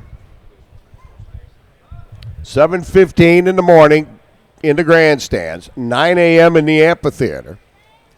Racers for Christ, non-denominational chapel service. Love to see you there. We will get started tomorrow morning around at 8 a.m. Continuing on with round 2 of eliminations for some of our categories. The top dragster, top sportsman, comp eliminator cars taken to the track approximately 10:30-ish tomorrow morning. I'll call dragster, I'll call funny car. Round 1 of eliminations. I believe normally scheduled for around noon. Certainly like to see everybody back in the house for a great day of racing as we wrap up the 2015 Lucas Oil Drag Racing Series Championship Chase here in Division 3 tomorrow afternoon.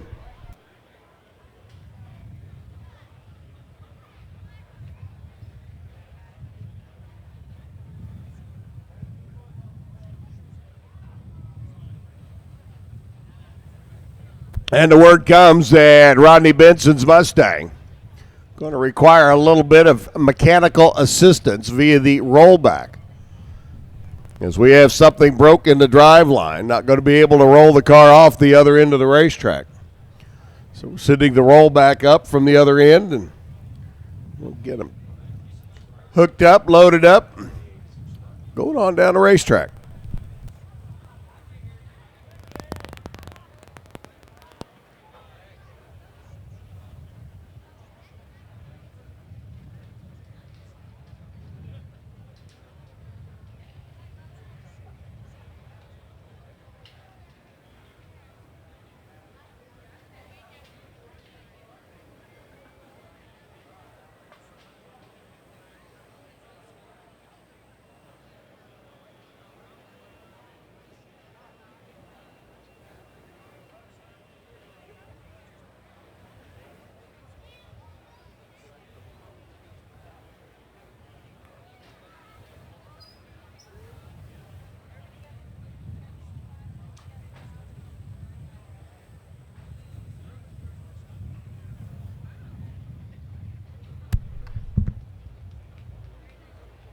Get the high performance you're looking for at a price you won't believe from Jiggs High Performance. Free shipping makes it easy. Dial 1-800-345-4545 or click on Jiggs.com. Tire covers, logbooks, parts, and more parts. 100% guaranteed with free shipping. The place for performance, Jiggs. Street, strip, truck, or off-road, Mickey Thompson makes tires and wheels for all your high-performance needs. And the best thing about owning a set is that when you do, you become a part of the Mickey Thompson legend, and that's an honor. Check out all of our tires and wheels at www.mickeythompsontires.com.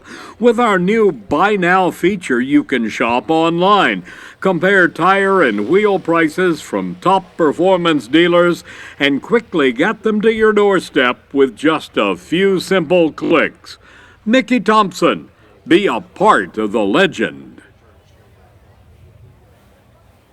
K&N now brings you an extreme duty oil filter, and the same engineering that goes into the world's best air filter has developed a